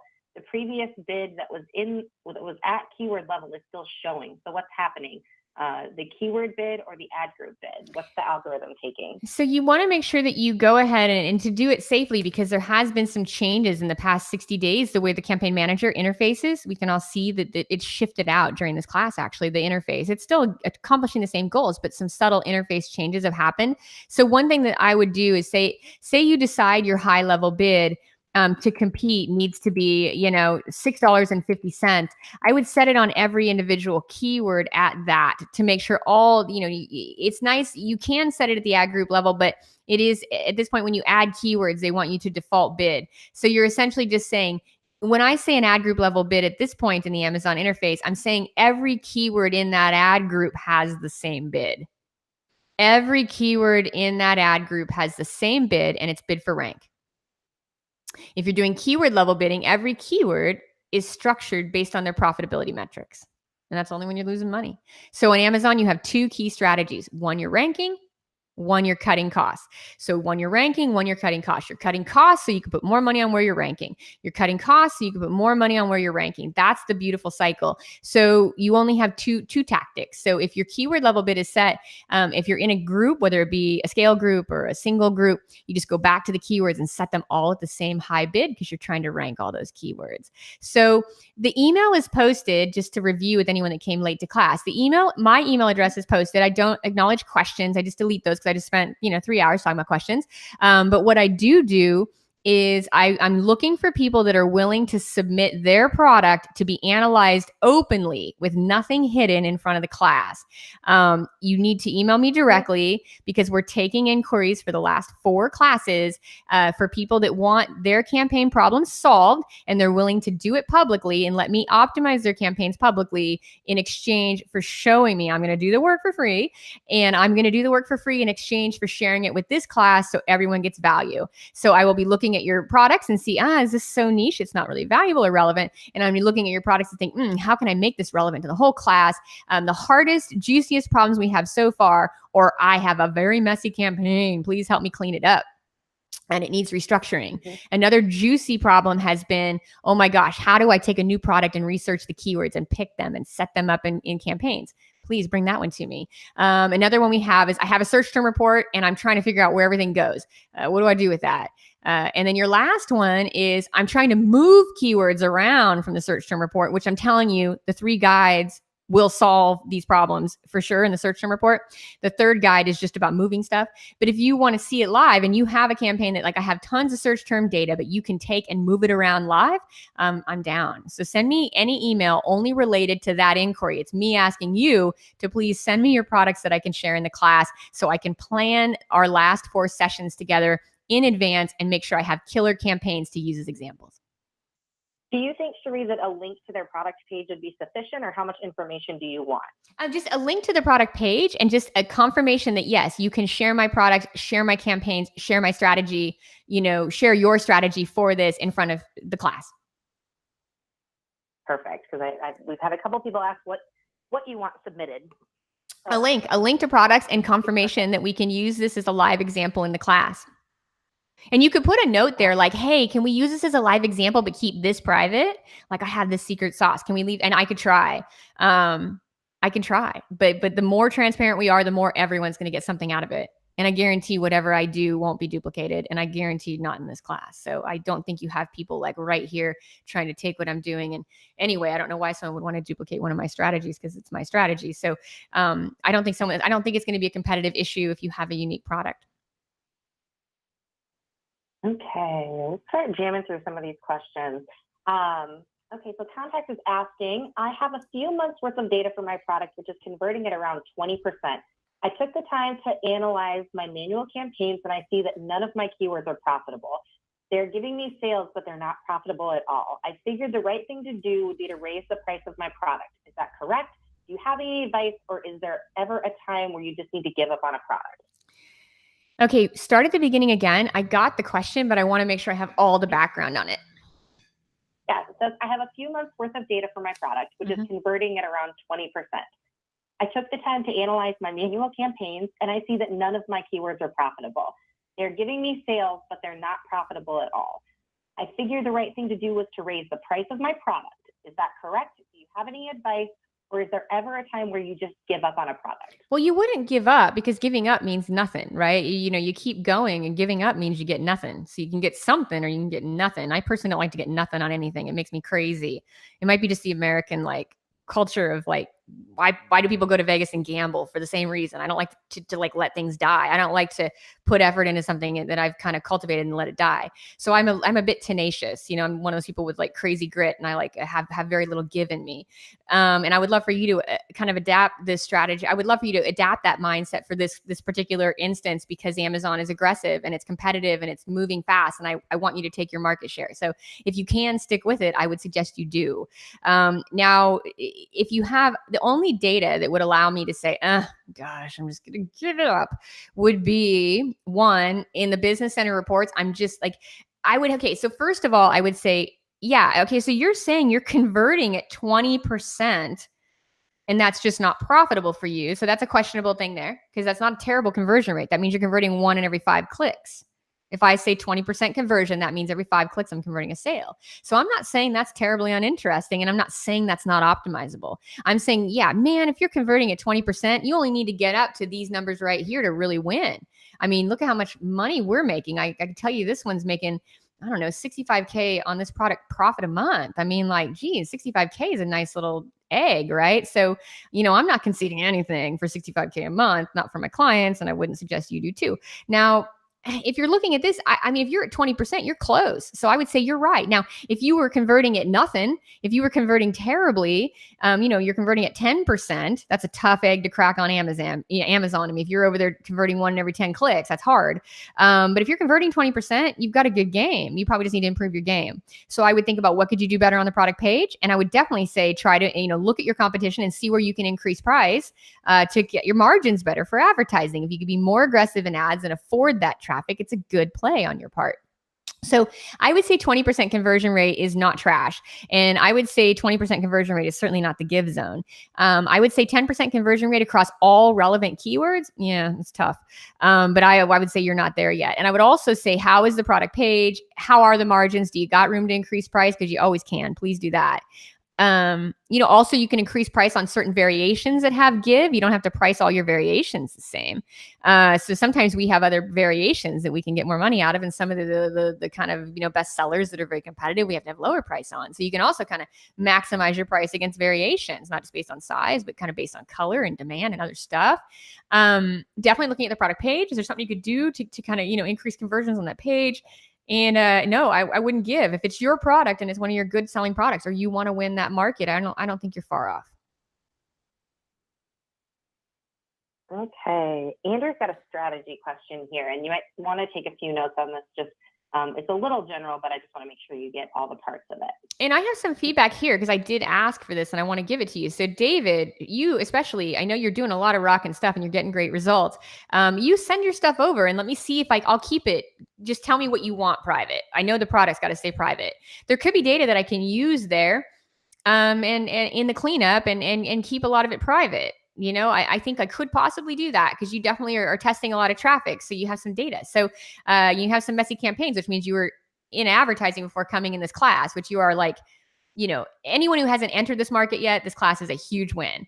And anybody that is in advertising and running money on campaigns, this class is a huge win. Because I'm going to tell you a lot of the stuff here is going to help you both places. It's going to help you kind of build a strategy that actually will compete. And it's going to help you, kind of do better with the money you're already investing. That's like really my strength, is taking the money you're investing and making it measurable. Because we all do so much work every day that gets us nowhere. That's the kind of thing that keeps me up at night, right? Even in my own company, like how much work do we do that got us nowhere?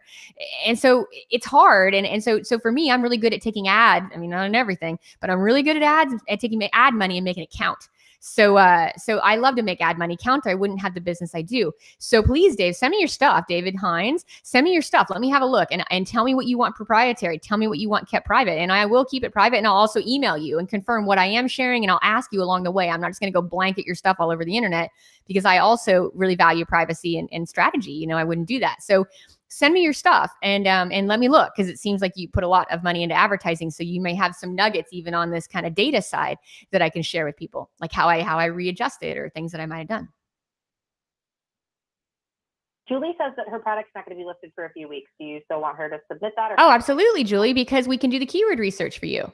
We can do the research analysis, segmenting, match types, groups, what I'm going to do in this phase 1, right? Some people are at phase 1 and some people are at phase 555 right now with a best-selling product, but they're going to be back to phase 1. Let me tell you, for my clients, they're going to be back to phase 1 with a new product, right? So you're not going to be on Amazon in like an ecosystem where you never launch again. If you are, you're just going to die a slow death. So you might as well just, exit now.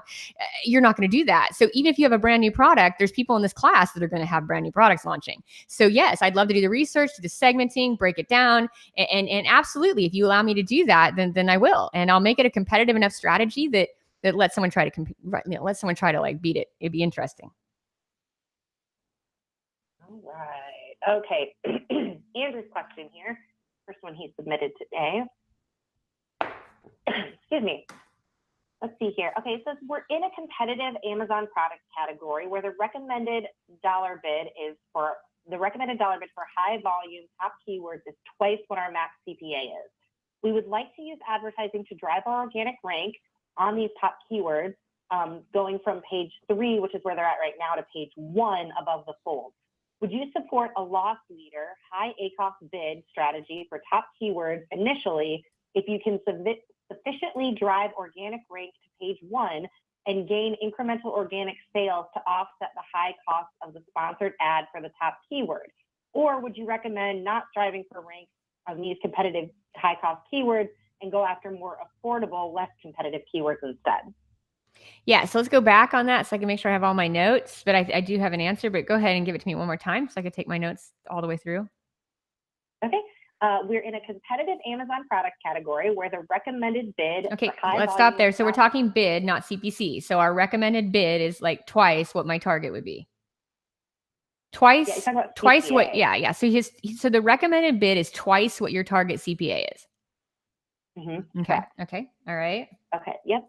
They'd like to use advertising to drive the organic rank on these top keywords from where they're at right now is page 3, and they want to be on page 1 above the fold. Would you support a loss leader with high ACoS bid strategy for the top keywords initially if you can sufficiently drive organic rank to page 1 and gain incremental organic sales to offset the high cost of a sponsored ad for this top keyword? Or would you recommend not striving for rank on these competitive high cost keywords and go for more affordable, less competitive keywords instead? Not more affordable, but more targeted. So like that keyword right there, first of all, it's a strange metric to hear that your average bid is twice what your target CPA is. So that means that maybe your margins need a little work there, maybe like pricing again. But even not, if you're on a very broad keyword, you won't win organic rank through advertising on that keyword. You'll win organic rank by building sales history, competitive sales history. And you'll win it over time. So using your advertising campaigns as a strict keyword by keyword, bird by bird organic rank strategy doesn't work so well. So what advertising does do is it increases your visibility all over the engine, and you can't always, you can only track that by how much are your orders increasing every day. That's something we track. How much is the growth on this? What is it looking like? Total sales, total orders on the product. Is it increasing dramatically based on this investment? Because you won't be able to take a keyword like skinny jeans that's broad and there's already people ranking and put ads on skinny jeans and see it move up to page 1 ranking. It won't happen that way, because if you're on page 3 now, that means that Amazon thinks that you're worthy of a third page position in terms of your competition and your relevance. So for that keyword, I don't really know how the competitors are stacked or where they've got sales history, but that, you will not, without question, kind of win this bird by bird organic rank strategy. It's an overall growth thing. And we track overall growth. Total product sales daily is a good one to see. Total product sales daily over time. You got to give it 5 days. Of course, how many days Amazon can give you data? We like to put everything at 5 days because we've gotten skewed data in the past and it makes me really mad. So we go 5 days back and then all the way back. So if I see wins in terms of total sales and total orders on that product, if I've made a big aggressive move, I'm interested to see if it does it. If I don't see that increase, I'm not interested. But I can tell you across everything I've tracked, everything I've done, I've yet to see like putting more money on skinny jeans boost the organic rank of skinny jeans. I have found that I can get more sales out of skinny jeans across the product, but I don't see the organic move from page 3 to page 1. Now, if you've never bid on that keyword aggressively in the number 1 position, it could be a situation where you have to show the algorithm how well you sell on that keyword. But if it's not sustainable, it's not a really good strategy because it sounds like it's a competitive high volume keyword. And if your only goal is to get organic rank, there's probably better strategies to do that on a particular keyword than advertising this way. So I would kind of go for the more long tail keywords. So I'd be starting at like not women's jeans. I'd be moving on to skinny jeans. I'd be working on women's jeans skinny. I'd be working on skinny jeans for women. I'd be working on, all those different variations. Because the more you build that sales history, the more competitive your costs will be and the more competitive you're going to kind of rank overall. So I would start lower. I would start more targeted, not necessarily based on competition as much as focus on those features and benefits. It really is the gold. The gold is to define the keywords that really will define your product and define what people want to buy and why they want to buy it. If you get those right keywords, it's a better win than the broad stuff that may be really competitive and overpriced. And I would think about pricing and if the estimated bid is twice your target CPA. Now, if the estimated bid was 50% of my CPA, well, that's interesting, right? That's not a bad metric. Like, so if I'm coming in here and my target CPA is $1,550 and I'm bidding more than half my target CPA. You guys see, I'm bidding $6 and $7 on these. But your bid, first and foremost, doesn't define the CPC. So your bid, you need to see what the actual CPC is in those spots. You need to see how you sell in those spots. I wouldn't do it for an extended period of time to get organic rank. But if you don't have the data yet to know what the actual CPC and how you perform, how you sell in those top spots, I always like to know that information because you kind of left the game without playing if you don't have that data. And you'll find yourself leaving some games, but you should show up on the field, see what the CPC costs quickly, get it in 30 clicks. What's that CPC cost? How do I convert on it? How did I do in position 1? Did it lower my CPC? Did it make it more manageable? And then if not, you can start to kind of gradually decrease from there. Okay, let's knock out a couple quick ones here. If the CPC is too high, can we pause before getting to 10 clicks with no sales?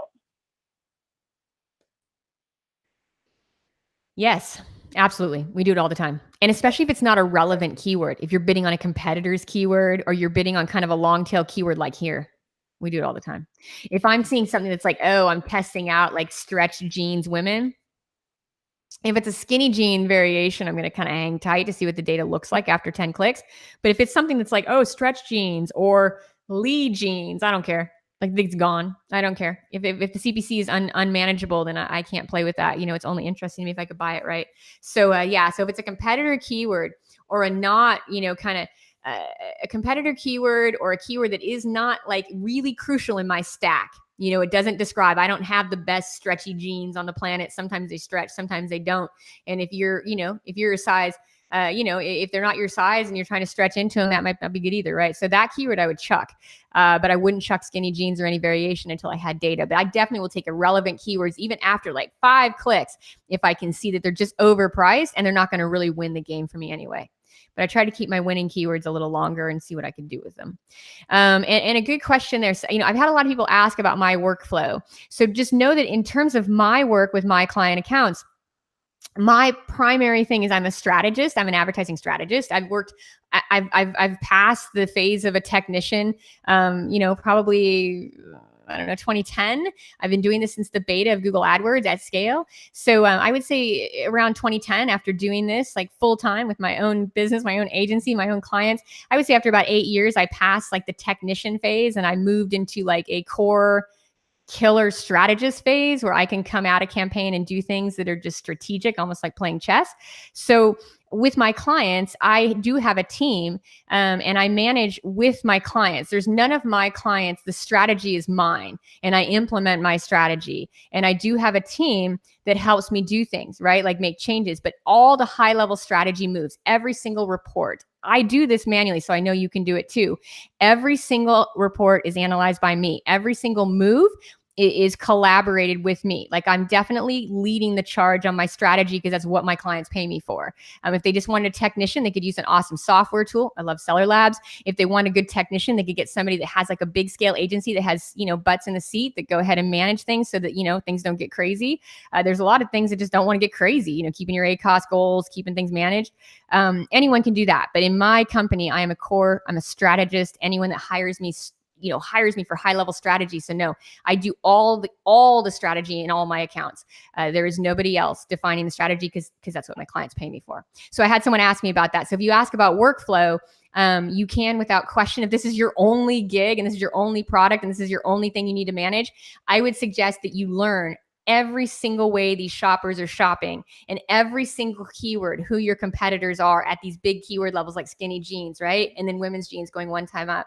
I would say you owe it to yourself to understand these keywords for your business. And then from there, you can take a technician and have them go ahead and do your strategy, but never take your eye off the ball strategy wise. That's just part of your company. You're talking about your internet presence. You're talking about the keywords and the markets that you will win or lose on. And losing means all your hard work is wasted. So you cannot concede in your market. So for me, do you need a technician? Maybe you do later. Do you need a technician before you understand how your money's made and lost? Absolutely not. And can you do this on your own? I do it. I do all my campaigns on my own. I do them all manually. So at the end of the day, as a strategist, you should always be your own strategist. As a technician, there's options out there and you should explore those options after you know that your strategy is so far nailed that you are lethal in your market so you can direct your technicians how to do good work. All right.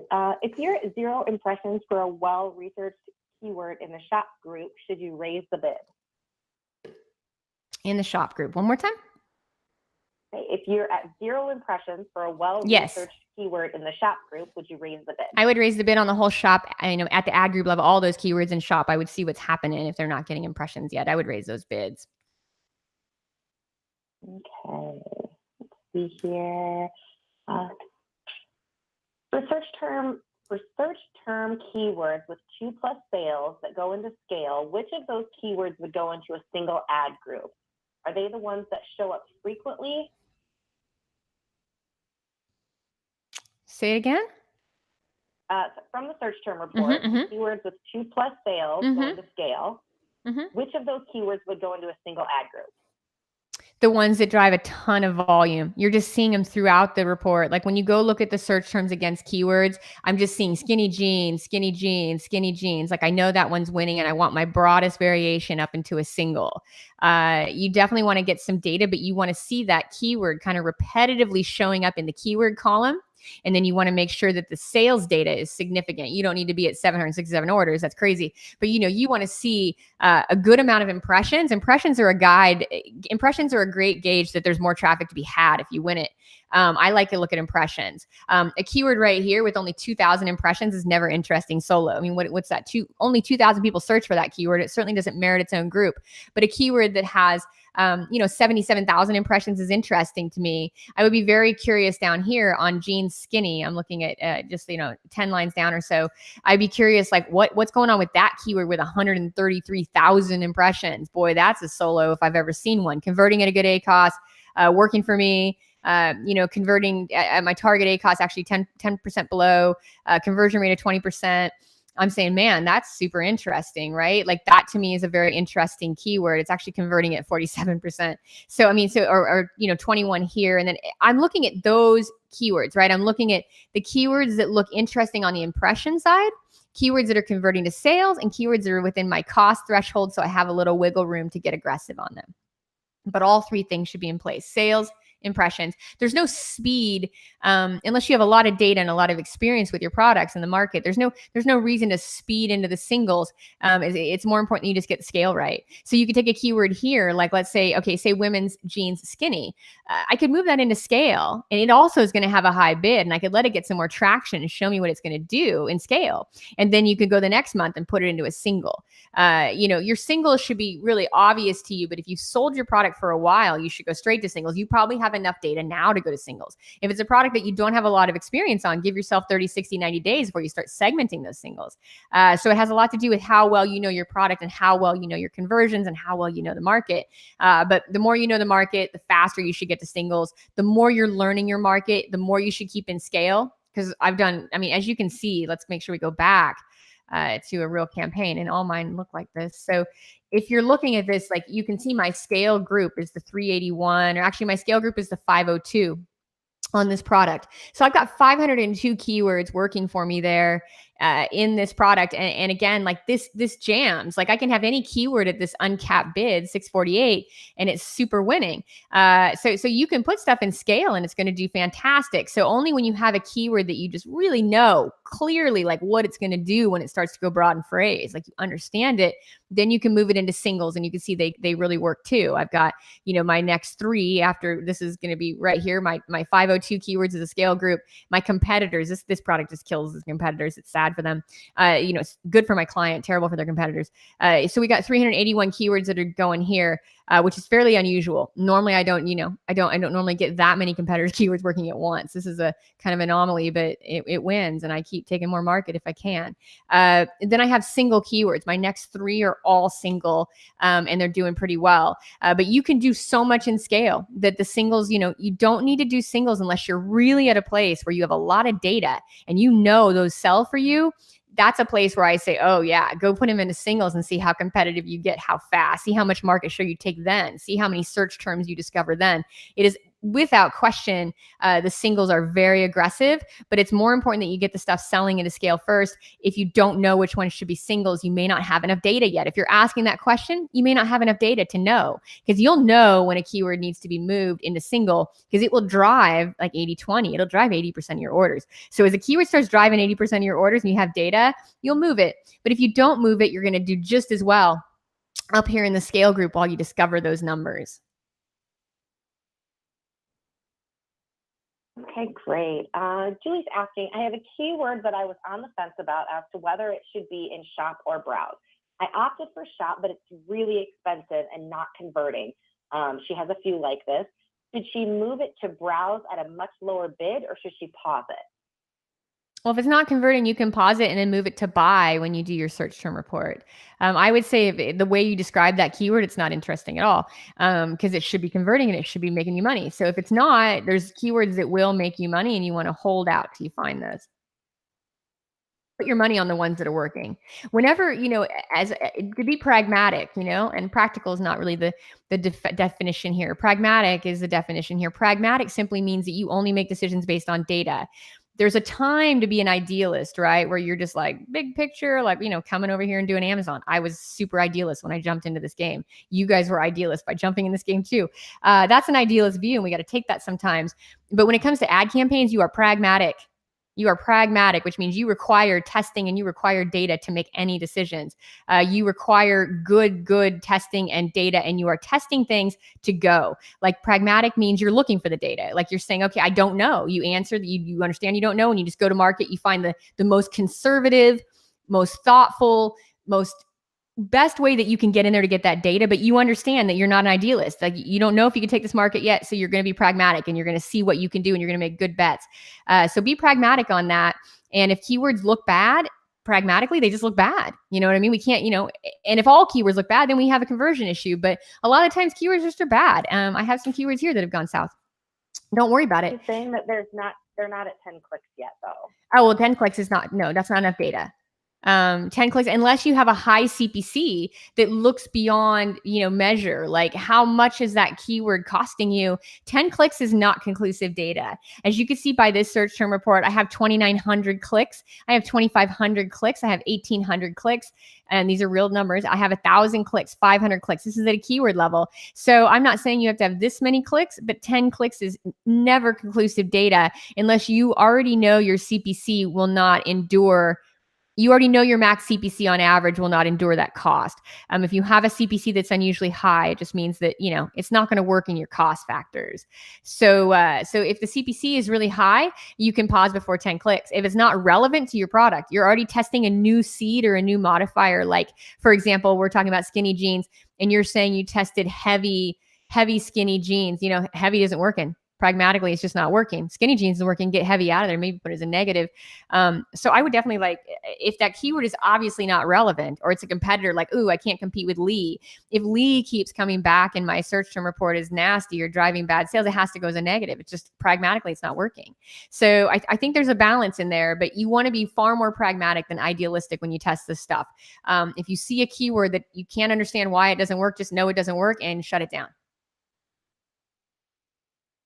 All right. If you have two products, the example is a caffeinated coffee and an uncaffeinated coffee. Mm-hmm. You said that you should put them in separate campaigns because they have different search volume, and obviously people are searching for them differently. Yes. My question is, could you use similar keywords that are related to coffee in both campaigns? So no. The products are going to end up having separate campaigns, but sharing similar keywords. Is this okay?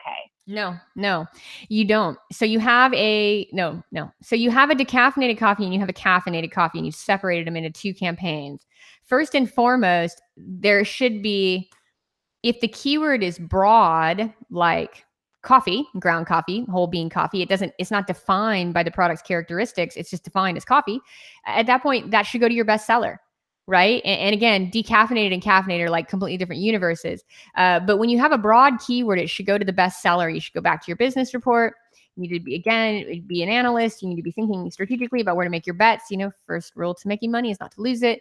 You're going to go in here and you're going to figure out what you're going to do. So if we're doing this, and we're going in and we're saying, okay, so where is the bestseller? These are all child ASINs. Well, I'm going to pick the bestseller, right? The one that's obviously being favored by people and then being favored by the algorithm as a result. That's where all my broad keywords will go, to the bestseller. I will not overlap broad keywords on both variations because nothing is broad. I mean, in the world of decaffeinated and caffeinated, you have a distinct buyer. Let's say it's the world of coffee. The buyer, people that buy coffee want caffeine. Now, those that like the taste of coffee, which is insanely bitter, and they like it like with a lot of milk or something. They like, they're an anomaly. They're not normal. They're not the people that just say, I drink coffee because I love how it tastes. Some people do. But most people say, I love coffee because I love how it tastes and I love to get zippy. I need energy. I need fuel. So you're going to find very few shoppers. And the ones that do are absolutely for health reasons, for their own preference. Like, I can't drink coffee. It's too caffeinated for me. I'm already a complete spaz, as you guys know. So please, I can drink green tea, but coffee's like a level up for me. I have an amazing client in the coffee space, the best-selling coffee in the coffee space, but I can't drink their coffee. I've never had them ship me a bag yet because I can't do it. I'm too high wired, right? But other people, the average person that buys coffee wants caffeine. So if you have a decaffeinated buyer, they have a health issue, they have something going on that makes them look for decaffeinated coffee, or they just like the taste. So those are not the same product. So there would be no broad keywords that would work for both. Like that would not be possible. If someone's just buying coffee, put them on the caffeinated one, because 90% of your coffee buyers are looking for caffeine. So your decaffeinated is the specialty niche. And the only reason it needs its own campaign is because the product, it's an ad group, not a keyword group. Because in the ad group, and it could just need its own ad group, depending on the volume.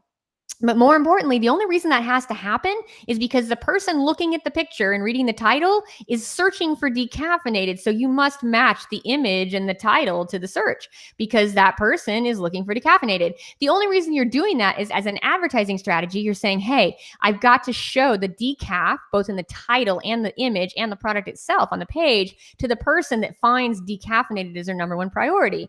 Now, anything general in the world of coffee, that goes to the caffeinated one because as a general rule, the shopper is looking for caffeine. All right. Robert saying, I'm Amazon's choice for many of my scale search terms, although too often not on the top of the organic search results. Of course, I'm advertising heavy on these as they're normally profitable. Any idea why this is happening? No, that is kind of funny because I think when it comes to Amazon's choice and the bestseller badge, I know, okay, now just so you know, in my particular strategy, I covet the bestseller badge. I have a lot of those. I like them. So I covet the bestseller badge a little bit more than Amazon's choice, even though it's an equally great badge. I just have to say that in my markets, I need that little orange badge to kind of be as aggressive as I want, or I want that orange badge. And I like to win it and keep it. But I would say on Amazon's choice, both the badges is what I'm getting to, is they're kind of fickle. They have a lot to do with sessions and history. But you know what's funny about those? You know what's funny, and you can see it if you go to the page, is the Amazon's choice badge is also based on your product's history compared to the competition. Nothing to do with ads, nothing to do with sales. Like all those other metrics that Amazon weighs so heavily on, like reviews, feedback time to do all these different things. You know what those metrics are because you're a seller. But there are seller metrics that weigh heavily on everything organic. So even if you're doing a ton in the sales history and organically, you also have to compete with your competition on those other key metrics, especially for badges. So you will need to have a product that not just wins on the sales side or the history side or the conversion side. It also, to get those little badges, whether they're Amazon's choice or orange bestseller, you will need to also have this kind of substantially good page with good reviews and all the other metrics they love. And you know what those are. You know what I mean? So as a seller, if you're trying to win badges and you haven't won it on rank and sales, there's a good chance that somebody has you beat in terms of the other seller metrics that Amazon loves so much in terms of quality. All right. Theodore has a question. I have a brand name and an alias of my brand. Both of them are approved out of a single brand. Does it matter which brand or alias I choose when targeting my brand, or should I target both? Is the alias a product description? Or, I mean, I can't imagine. You mean you have like a synonym, like a second brand name for the same product? That sounds like, because they're approved and they're out of the same brand. Well, I would say, go with your main brand name, whatever one you're going to push to market, because that's going to be the one that you win on. So just focus on the brand, the main brand. You can bid on the secondary one though in your brand campaign, right? You're not going to lose any momentum. I mean, bid on both. Just put them both in brand. Yeah, I would bid on both in brand, because brand's just brand, right? It's just whatever is keyword relevant to your particular brand name. I would take it and bid on both. They aren't going to compete against each other. They're different words. And if they do, nothing's going to dilute the brand searches because you're the most relevant for that brand search. So Amazon's always going to award it to you. If someone searches for your brand and you have a brand group, that's why it's so beautiful, is it's always going to give it to you because you are the brand and they know that. And they know when you're not the brand. So you always win relevancy scores and sales scores and conversion scores on brand names. So I would bid on both. I don't think you could lose on those. Yeah. And Fenor just commented, no is the same brand name. It's the same brand name. Okay. So one just has like some modifiers to it to really define it. Yeah. I'd go on the short brand name. More words. The one thing you want to do, yeah, I got it. So on those, Fanner, on those, you might want to go and search for your brand name and make sure because it's a broader word, you might want to make sure no one else has got a brand in a different category or something. And if they did, so for say example, you have your brand name and it's, you have your brand name and it defines, a bag of nails. So you're selling a bag of nails and your brand name is bag of nails. And then if you go over and you start searching and you realize that there's also some lady selling fake nails or nails in a bag under bag of nails, and that's her brand because it's a different category. As you know, trademarks are not, they're category specific. I own quite a few myself. So they're category specific. So you can have people, I have a lady under the Urban Cowgirl that has a cookbook. She drives me absolutely batty. I have another lady that has makeup, you know what I mean? Like the kind of thing that being competitive like I am could keep me up at night. You know what I mean? I'm like, oh gosh, the cookbook lady. But what can I do? It's a different, it's a cookbook lady. It's a different category and I have to deal with that. So you want to be sure that categorically you're not on, so if you have bag of nails and you're in housewares and you have bag of nails that's in beauty, you might want to find ways to put negatives on that so that your main broad brand doesn't show up on stuff that's not relevant. Probably putting words like fingers or polish or tips or whatever comes into the nail world contextually. So you would filter your own brand. But if your brand is yours and no one else is advertising on Amazon, go broad, go wide, go deep, go everywhere. So if you're looking at these brand keywords and these are realistically compiled for you guys, how we do it, I would be doing like Levi's. I'd be doing Levi's jeans, broad phrase exact. I'd be doing Levi's women's, broad phrase exact. I'd be doing Levi's women's jeans, broad phrase exact. And then if I had a definer in here like Levi's 501 jeans, I'd be bidding on that. And Levi's, and they have trademarks on both of those, the Levi's and the 501s. So I'd be bidding on all my models and my varieties and my long tail. In your brand stuff, you can't go wrong. So yeah, bid on every bit of it without question. Right. Do you think that they should stop raising bids once they hit their CPA? Or... Yeah, for sure. And you need to let that settle in and see how it's working. Could be the keyword's not quite right, or could be that you need more time to get the sales history. I wouldn't be increasing bids when you start to really exceed those numbers, though. Okay, let's see here. Amazon considers plurals the same as singles. In terms of how the algorithm views the keyword, is this correct? The example would be women's jean versus women's jeans. Yeah, you would go ahead and go to your search term, go to your keyword tool, like Helium 10 is what I use through these examples. And from here, I would be looking at whether it was searched the highest volume, singular and plural, and I would start there. I, so far, have never had any trouble with Amazon putting my singulars and plurals in the search term report. I've never had trouble with putting in a keyword that I don't show up on any plurals or any singulars of the same keyword. It tends to show in the search term report that I'm ranking for both or getting traffic for both and impressions for both. So I personally haven't had any trouble with those plural and singular variations. But I do know strategically I like to pick the variation with the highest search volume. And bid on that one, not the lower one. So, I might say, okay, I would choose between, if I'm starting and I don't have data, I would choose between coffee beans and coffee bean, knowing that the majority of people are searching for beans. You know what I mean? So I know that based on search volume, not because I know nothing, but I know after seeing this keyword data that they search for beans more than they do singular. So I'm going to bid on the plural variation. I'm going to let the singular come in my reports. Okay. Is duplication considered if it's the same keyword but a different match type within the algorithm? No. But you will find that's why we separate our match types, like especially the broad and phrase. You won't have any trouble on exact. You don't need to separate that. You just put it in scale. But on the broad and phrase match, there is a lot of overlap and kind of slicey, dicey stuff going on how the algorithm ranks it. So I have found that separating broad and phrase, thus the beginning of this structure that I have used so effectively, this structure was born out of a conversation with the guys in Seattle, which I talk to them every single week, different departments, different people in advertising at Amazon.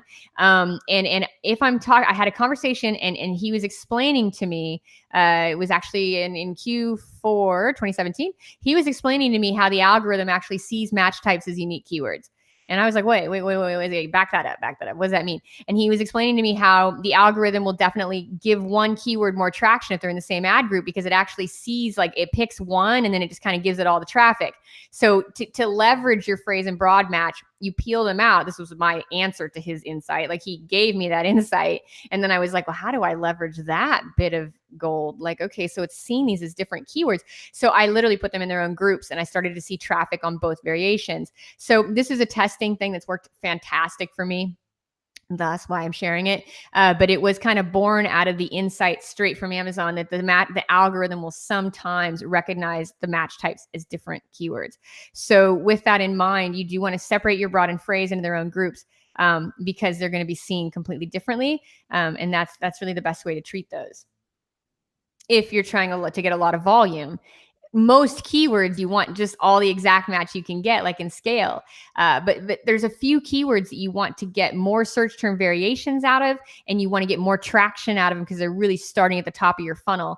And those are the ones that go in broad and phrase. All right. So when analyzing the search term report, what do we do with keywords that have no ACOS because they have no sales? These are keywords that are spending money, but I don't have enough information to take action. I know that you said if they have 10 clicks and no sales to pause them, but what if every 60 days they have, say, 9 clicks and no sales? Then I'll never end up pausing them and they'll go on forever and they will break the bank. They will break the bank. First of all, that's why we don't go bidding on a bunch of long tail keywords, because they will break the bank. Even if you're in Google, there's so many Google people that just love like all their keyword groups, and they're not keyword groups because the guys at Google would have called them that. So they're ad groups, right? So they're not keyword groups. So I know you love your like siloing between, everything, and that's cool for the algorithm in some places, but it's not the end all be all. So definitely, you want to pause those. I mean, if they're not relevant to your product, if they're a new modifier you're testing that's not taking off, if they're a competitor's keyword, if there's something that's just like, this does not define my product like gold, go ahead and get rid of it. Because yes, all of those clicks on the long tail will add up to nasty wasted ad spend. And it happens in any platform. Anytime you put 500 keywords in, you're going to get tons and tons of waste out of all those keywords that just click a couple times because they're so long tail, no one even searches for them, much less for your product. You got no data that they're valuable, but yet you've loaded them all in there. At that point, those are serious money bleeds. You add enough long tail keywords up without data, and it's scary. And I would say if you're trying to conserve your budget, pull only the search terms out of your search term report that have 3+ orders. And if you have to be frugal for your budget, be patient and do it at 5. There's no harm in being patient if you're on a limited budget. It's more important that your money goes to where it's going to serve you best. It is a business and you do need to sustain it. So go 3, go 5 orders before you make decisions. And if you see a few clicks coming in consistently on keywords that are just kind of like heavy jeans or, jeans, indigo, blue wash. I mean, I don't need that. I don't need every lady that shops for indigo, blue wash jeans. Obviously it's not working for me even at 5 clicks. So some keywords, I think for me, the 2 filters that we use, and we do this aggressively, we use the filter of, is it a competitor? Get it out of there. I'm not spending a ton of money on competitor stuff that's way costing me a fortune and not profitable. Second, is it just not relevant? Like, is it just something that I don't care if I do win on this? Is it, is it some kind of rogue keyword that came out of our search term report that now is just not so lovely? So yeah, you can get rid of that stuff. And if the CPC is through the roof, I'm super uninterested because I know I can buy all these keywords at the right CPC. So why do I want that one turdy keyword with like a $4 cost? It's a waste of money. So yeah, be frugal with it and don't be worried about killing stuff. Because the stuff that's runaway and really making you money, you're going to see it and you're going to know it. So definitely don't have any concessions on killing those keywords. All right. Fanner's asking another question here. Do you cap the budget on the buy group or just cap the bid? I just cap the bid at every keyword level. They can't go over my budget. And then if they stop performing and the ACOS is still high, I pause them because they're not driving sales at that number anymore. So normally I'm just pausing stuff that doesn't sell and I'm keeping those bids capped and buy. And then my campaign budget is completely, it's maxed. I mean, my campaign budget is maxed out because everything within it, all my keywords are very organized, very strategic. I know what sells. I know what I'm investing in. So I treat it as such, I'm making good moves and I'm being very pragmatic in my decisions. So I'm open to, I'm uncapping my budget to compete. Right. But you're managing those keyword level bids and buy. And then when they don't produce for you to sales at your target ACOS, even with a lower bid, they got to go. Pause them. Okay. Will archiving poorly performing keywords with 0 sales help improve quality score in any way? Well, yeah, if you have like, well, it depends. I mean, archiving for peace of mind is awesome. So archiving stuff that's not making you money is a great move. It's kind of like cleaning out the junk drawer or saying like, hey, if I throw out all these bags of trash, is that a good idea? You know what I mean? Yeah, it's going to make your kitchen smell better, right? I mean, get it out of there. It's not helping you. So if it is just sitting around dead weight in your campaigns and you have to manage these keywords, I mean, I get a lot of questions about that, as I should. My own day, I have to question that. Like, how much can you manage? How much do you want to manage? Don't manage products that don't sell, in advertising at least, and don't manage keywords that don't make you money, because at the end of the day, all you care about is the stuff that makes you money. So yes, getting all that out of your campaigns is going to make them perform so much better, but also it's going to make you perform so much better because it's you that is doing, you're playing this game of chess. So yeah, you're going to perform better when all that junk is out of there. All right. And you said that often one single keyword match type outperforms the others. When this happens, do you pause the poor performing match types? Yeah, yes. Uh-huh. I absolutely do. I just want the ones that work. Okay. A keyword that has a lot of sales. I have a keyword that has a lot of sales. I've put it in a single keyword ad group and suddenly there are no impressions. Why is that? Well, give it some time, give it a week and really boost that bid and bid for rank on it as a single, right? The reason you're soloing it out is because you're saying, I'm going to take every sale this keyword will give me. And if you're not saying that, you're going to kind of reduce the bid on it and say, oh, I'm going to take as many sales as I could buy for this click. So you're definitely trying to scale it first and take that rank. So bid on it, pause it anywhere else. Make sure there's no duplicates. Give it a week to ramp up. If it doesn't do anything after a week, get more aggressive on those bids and see why it's, make sure it ranks. Go back to Amazon.com, search for that keyword, make sure you're up there in the places where impressions take place. Okay, let's see. And I want to make sure this is clarified in case they're doing this incorrectly and they can get that fixed right away. If you have the same keyword in different match types in separate ad groups, is this okay? Yes. Same keyword, different match types, separate ad groups. Yes, that's the right way to do it, but only the one keyword. Don't go just taking and putting together a phrase, broad, an exact match group of all your keywords. Seems really great if you're doing a filing system, but it's called an ad group, not a keyword group. Okay. Excuse me. When searching the desktop to check my shop keywords and ad positions, I start the search in all departments, but Amazon automatically changes it to show my results in my category. Should we again select to show in all departments or leave it as is? Do you know what the shoppers generally do? And the category results for all departments can, of course, give you different positions for your ads. I'm always at all departments because I don't crapshoot like what that shopper is going to do. And I don't think that all shoppers are going to go up and hit that little line. I'd love to know the stats. That's a great question for later data, right? I would love to know the stats of how many people actually hit the category before they shop. In my experience, shoppers, especially ones that type in stuff like jeans and women's jeans, my experience of shoppers has been that they don't segment anything, and they're not very good at searching. And if they are good at searching, they don't care to be, and they're just trying to find what they want to buy. So in my experience of shoppers over 15 years, I would say, and I could be totally wrong, I would make the bet that only the most refined Amazon shoppers actually go to their department. And I would say the rest just type in a word. And a new Amazon shopper first just types in a word, right? They haven't even been on the engine before. They're certainly not going to see a little drop down. So I'm going to say go with I always go with all departments. Okay. Where do I put keywords for my reports that have one click and one sale? You delete them. Okay. Just get them out of your way. Because again, you need to be efficient. You need to be speedy. You need to be knowing what you're looking at. And that doesn't matter to you. There's no data there that you can do anything with. So just get it out of your viewpoint. All right. When you add a default bid, for example, at $2 at the keyword level in a scale group, and your default budget is $6.20, does that mean that the keyword in the scale group is capped at $2? Read that one back to me again. Yeah, that seems like a really low budget. Let's see here. I wonder if they meant to see bid. Let's see. Maybe we'll ask Fenor to, yeah, I'll read it word for word, and if he needs to make changes, you can send that to us.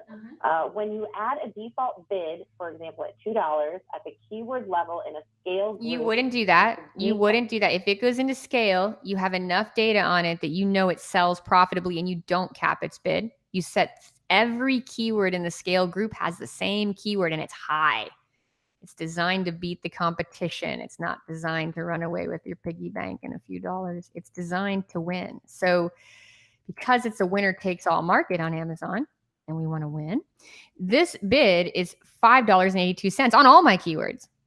This bid is $6.48 on all these keywords. And if this little keyword cannot make it with the big boys at $6.48, he goes away. He goes in to buy at his own little cheap bid because he's not a winner. And I move him into a different category. He's not winning sales for me, and he can't stand there with these keywords that are. I have all these keywords that are winning for me, that are making money. They are winning in my campaigns for sales, right? And by doing that, I'm looking at these keywords and I know they're jamming. These guys in scale are running at 767 orders at 25% conversion rate. These guys are running at 568 orders at 22% conversion rate. These guys are running at 547 orders at 29% conversion rate. I do not care if a guy comes up into scale, but he cannot handle my $6.82 or $6.48 bid. He's got to go. He's not designed for that group. He's designed for a group of keywords that are just not relevant or too expensive, just don't work for me. And I put him in buy with a keyword level bid. I do not, all my keywords in scale are set at 648. And if the keyword or that particular keyword or match type cannot sustain itself at that rate, it has to leave that group, because that group has 502 keywords that work at that rate. And if it will not work at that rate, I don't throw the algorithm off. I don't start pinching pennies within my scale group, because that group is a clear signal to the algorithm that I want all the traffic available on every keyword in that group. I will outbid any competitor. Please give me the clicks, give me the rank, give me the sales. I'm here to take the market. So this group, if you don't make it in this group, you don't make it in this group. That's it. It gets out of there. So I'm not bidding on the keyword level in scale. I am bidding at the ad group level. And what I mean by that is every single keyword has that high bid for rank bid. And if it won't perform within that group, it goes into buy, where all the other guys go that need to have budgets. They're writing checks that my campaign can't cash, and they have to go into the group with the guys that don't have a conversion rate to back their money up. So it's like, they go in there and then everything stays in scale. All right. Yeah, I have a good one right here. Oh, and Dreamfish has a good question, has a really actionable question with a great answer. Oh, okay, great. Let me copy paste that down here. I'm trying to go back and do some repeats since we've kind of gone through everybody's first. Yeah, let's get Dreamfish's though, because this is a good, perfect example of a question that we can super nail, and let's get it nailed. Okay. I found some good keywords from the STR, moved them to the scale ad group, and they started performing poorly. The ACOS got up to 47%. Should I now move them to the buy ad group? Yes, but just cap it ever so slightly, because don't, just look at, I don't know how much data you have on those keywords, but it is exactly the instance I just described. And it's nothing to be sad over, because my goodness, 502 keywords are working for me.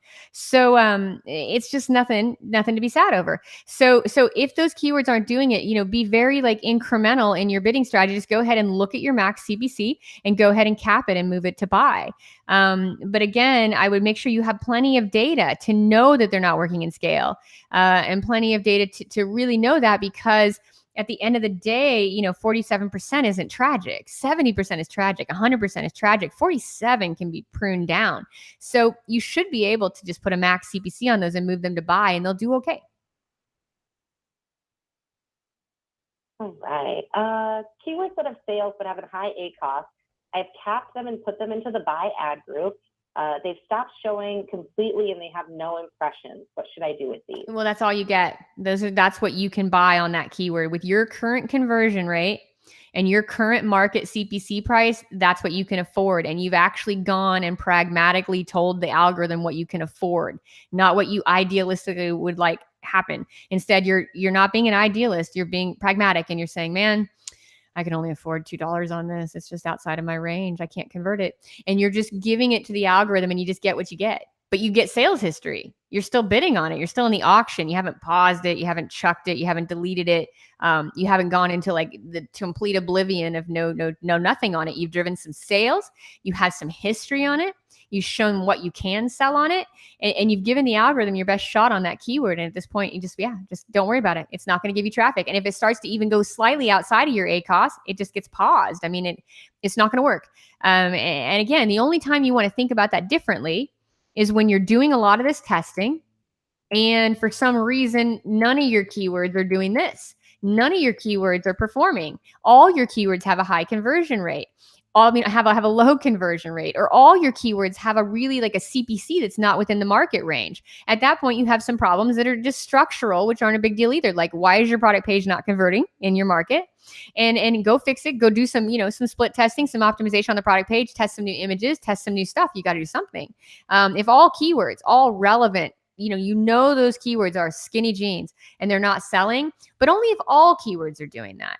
I have a lot here. I mean, I have a really winning campaign here, and look at what these keywords are doing. I have a lot of them that need, oh my gosh, just all day yesterday that we're spending optimization time on. I mean, these keywords just aren't working, and this is a killer campaign. This product's making $60K a month, and it's still giving me heat. It's struggling on some keywords. So, your job is to get in there and just kind of get rid of the stuff that doesn't work. But the only time you have a bigger problem is when you're not seeing anything working. Then you have a conversion issue. And if it's like, if you're getting a lot of clicks and nothing's converting across a lot of keywords, you probably have a relevance issue. You haven't picked a keyword that's really defining those features and benefits. I had someone in this class today, and everyone in this class is a maverick. And someone posted the keywords, and I read them, and they weren't super relevant. They weren't defining features and benefits the way shoppers look for them. So you either have a relevancy issue in the keywords selected, or you have a conversion issue if everything looks bad. But don't concern yourself of a lot. This is all going. I'm conceding spots here, even with these sales. I mean, it's all going to be lowered to where, I'm not going to write checks that my campaigns can't cash. So essentially, I'm not going to let my keywords go writing checks for me. So I've got to go cap their budget. It's like having a wild teenager with your debit card. I don't know if anyone's ever sent their kid to New York City with their debit card, but I did that one year. Oh my God. Yeah. I'm so busy. I was like, hey, just take my personal debit.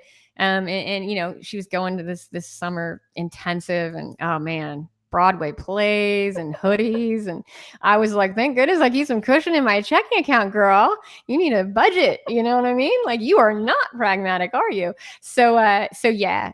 So unless you're doing that, don't let your keywords cash, write checks that your campaign can't cash. Okay, let's see here. I'm just going back through the ones that were posted earlier. I want to make sure that we catch everybody and we don't leave anybody out on the trail. But a lot of these guys are really, really long. So okay, just know that we're on a call, and it gets to be kind of hard when it's huge paragraphs and 14 lines of things. It's kind of hard to decipher all that stuff. So if you are able to shorten them down, please do. It just makes it so much easier to read. Okay. Yeah, because we have to rely on you guys to get concise in your thoughts. I mean, we love to hear everything that like, I know for me with my team, especially like my design team, or even the girls doing these slides, I have to be very concise with them on what I'm looking for. So we need that from you guys too. We need concise communication that you've really thought through to kind of hone down to a single question, not because we want to make you think harder, but because until you've thought through and have clarity on the question, we can't give you a good answer. So the more you can think through your questions and hone them into singles, the more likely you've given us enough clarity to make sense of what you're asking. And if you are writing an entire paragraph, at that point, you're either doing just very simple communication stuff that doesn't work, which is, oh man, you're asking too many questions in one question. We can't segment this down. Or your question is so specific to a problem that isn't related to the class. We can't do that either. So try to get them to single questions, and we will do our best to accommodate. But the more that you kind of work on that, the better that we can answer them for you. So if we have really long questions, it means that maybe your clarity isn't quite there yet, but we're going to do our best to decipher it.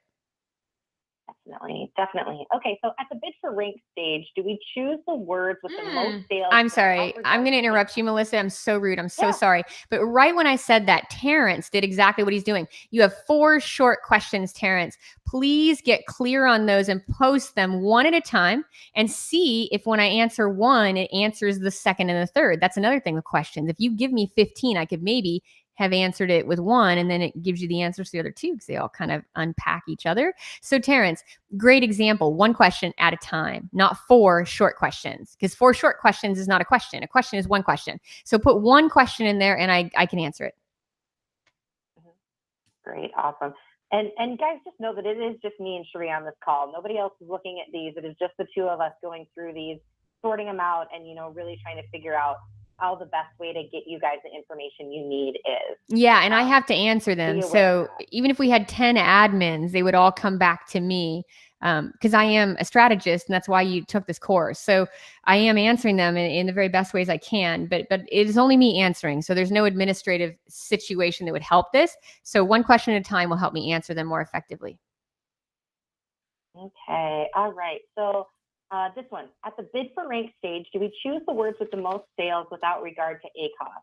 In the course, it says to raise the bid until we are in the top position of search results, but if we do so, we lose money on these words. Is this not contrary to the strategy of doing the cap to the words with the high ACoS? Is there no escape from losing money on advertising when we start? And how long do you think it takes until the ACoS will start to go down until it reaches a break-even profit level? Such good questions. And it is like, there is like, it's like a phased approach. I think the one thing that I'm learning in this class is that it is phasing, right? You have phases of strategy that you have to kind of look at. So going back to this example, how important are those keywords to your campaign?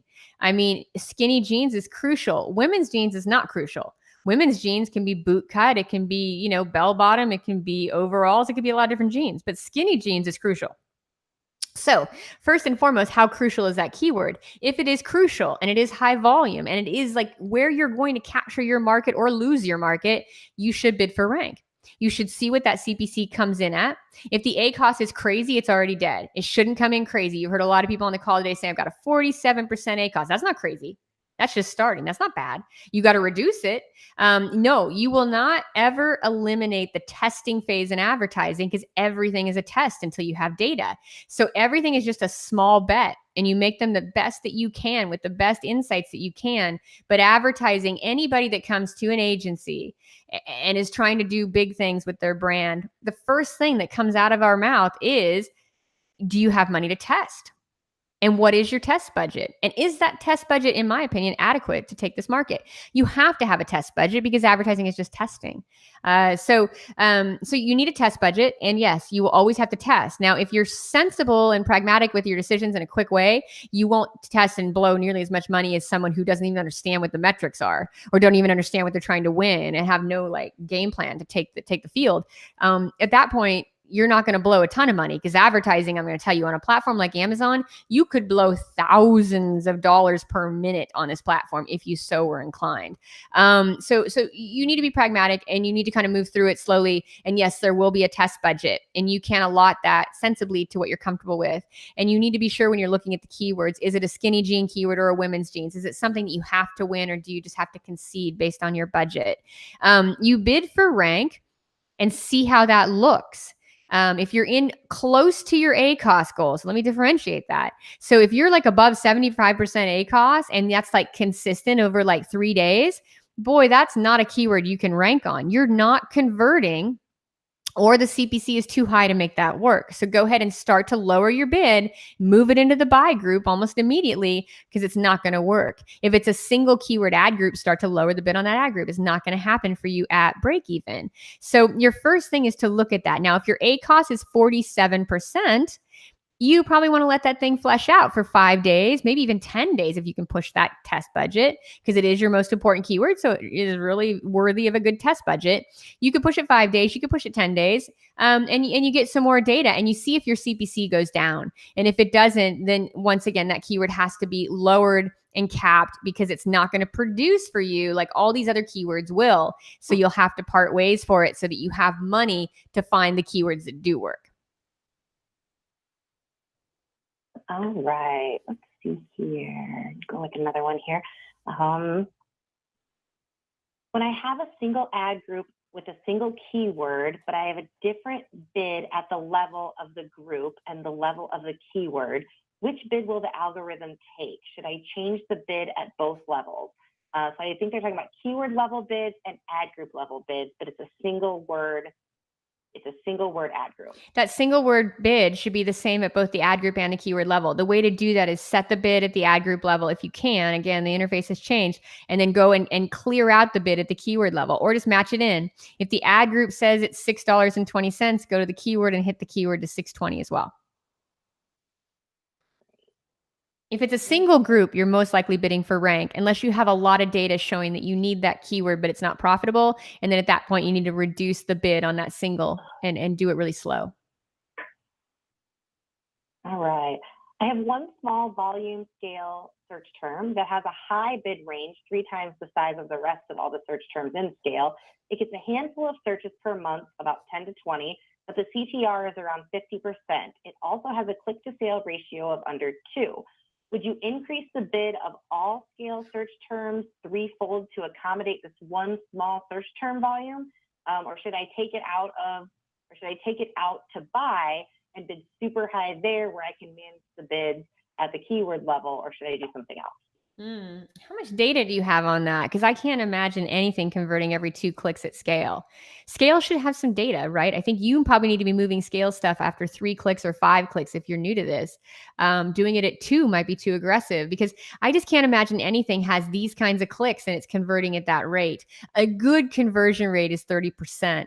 Unless you're on a brand keyword, they're going to convert like crazy, right? A good conversion rate is like 25%. That's killer. And an average conversion rate is kind of like in the 30 range, right? So like 25% is a good conversion rate. Anything above that, I would wonder how many clicks you have. Like if I'm looking at my click-through rates and my conversion rates on these, on this data, you can see that I've got 2,900 clicks, or even down here, 235 clicks. I mean, things that are going into scale for me, I'm looking at them and I'm kind of aggressive and I'm pruning them out. But the more conclusive the data, the better it's going to be for you. Three sales, 5 sales. You need to see conclusively that click to CTR ratio should not be, like you shouldn't have like a 80% CTR or a 100% conversion rate. In my opinion, that means you've only had 3 clicks.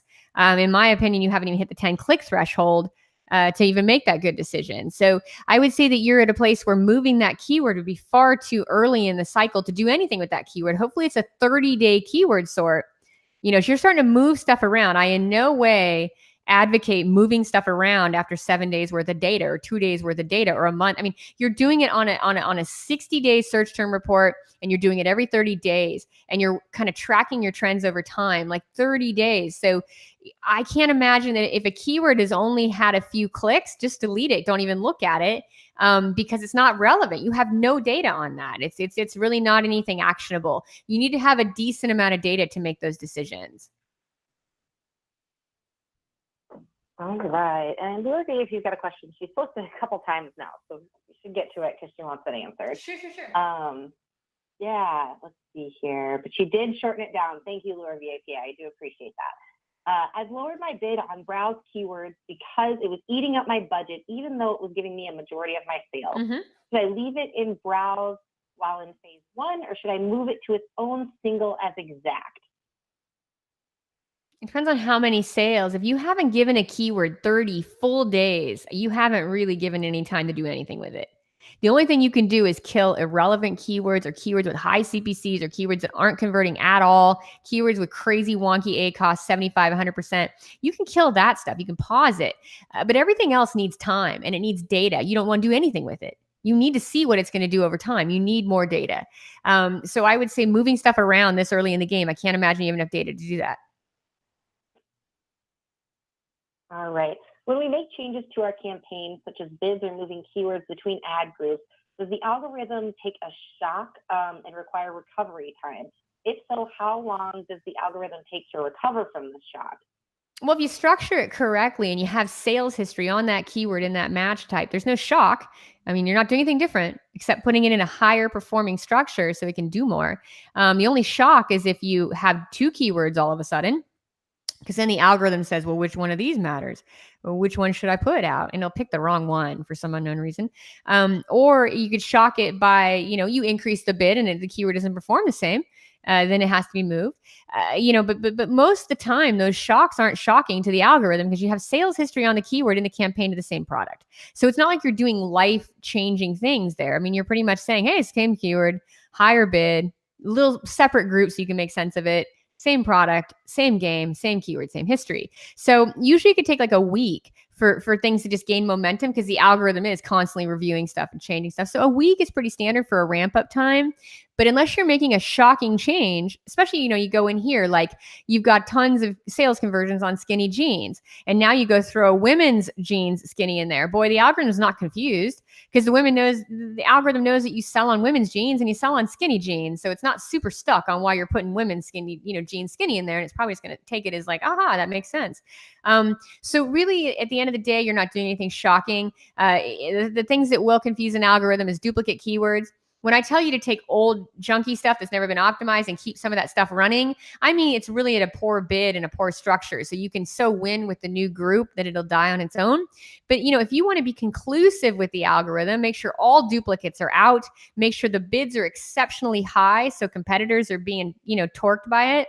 And if you're doing those things, it shouldn't be shocking to the algorithm. All right.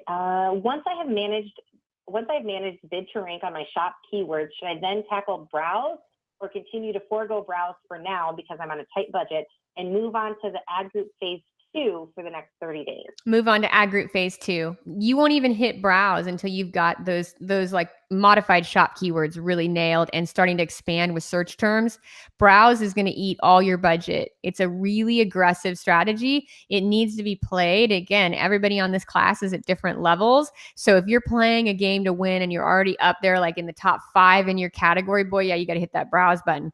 If you're just starting with a new product, stay in shop until you really have mastered search term mining and all those mid-tail modified keywords that really define the features and benefits are won well and won for a while. Like I own those keywords. I own those keywords every day. I own those keywords every day for 3 months, 6 months, or in my case, 2 years. I own those keywords. When you start to own your keywords after 90 days, then you can start to be aggressive on, kind of moving in a different direction. But make sure that once again, it goes back to those like key metrics, key performance metrics. It's so easy to do work and not get anywhere with it. And that's like your biggest fear here is that you're going to spend money and you're going to do work and it's not going to serve your business well. You want to make sure that you win in the places that will serve your business well, and then you can start to get more aggressive in other places. All right. When bidding for rank on a top keyword that drives most of your sales, like skinny jeans, what match do you try to hit that with? Do you have it in scale? Do you have it in scale as exact, broad, and phrase in single keywords? Also, how do you tier your bids on those? I don't tier bids in scale. I set everything at a high bid and it only goes in scale if I know it's selling. So again, everything in the beginning for me, if I'm testing, is going to be like this kind of shop and browse where I'm like, okay, these are really general keywords and browse. These are very targeted feature and benefit keywords and shop. And I'm going to test them out and I'm going to move them into scale and singles based on performance data over time, 30, 60, 90 days. So I'm analyzing every 30 days. I'm making decisions. I'm moving stuff. So with that in mind, like, until you have sales data, nothing goes into scale. And then once you have sales data, I would suggest you guys do it at 3+ orders.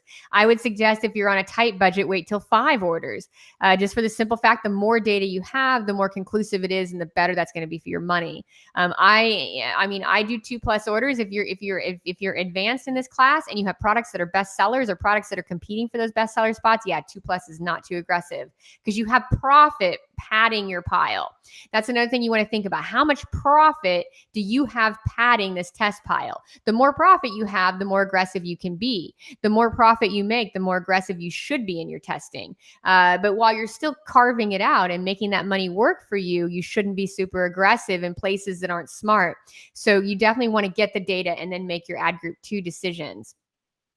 So I would be testing, for example, if it goes into scale, for me, that's going to mean that keyword has converted at exact, broad, and phrase to 3+ orders to even get in that group.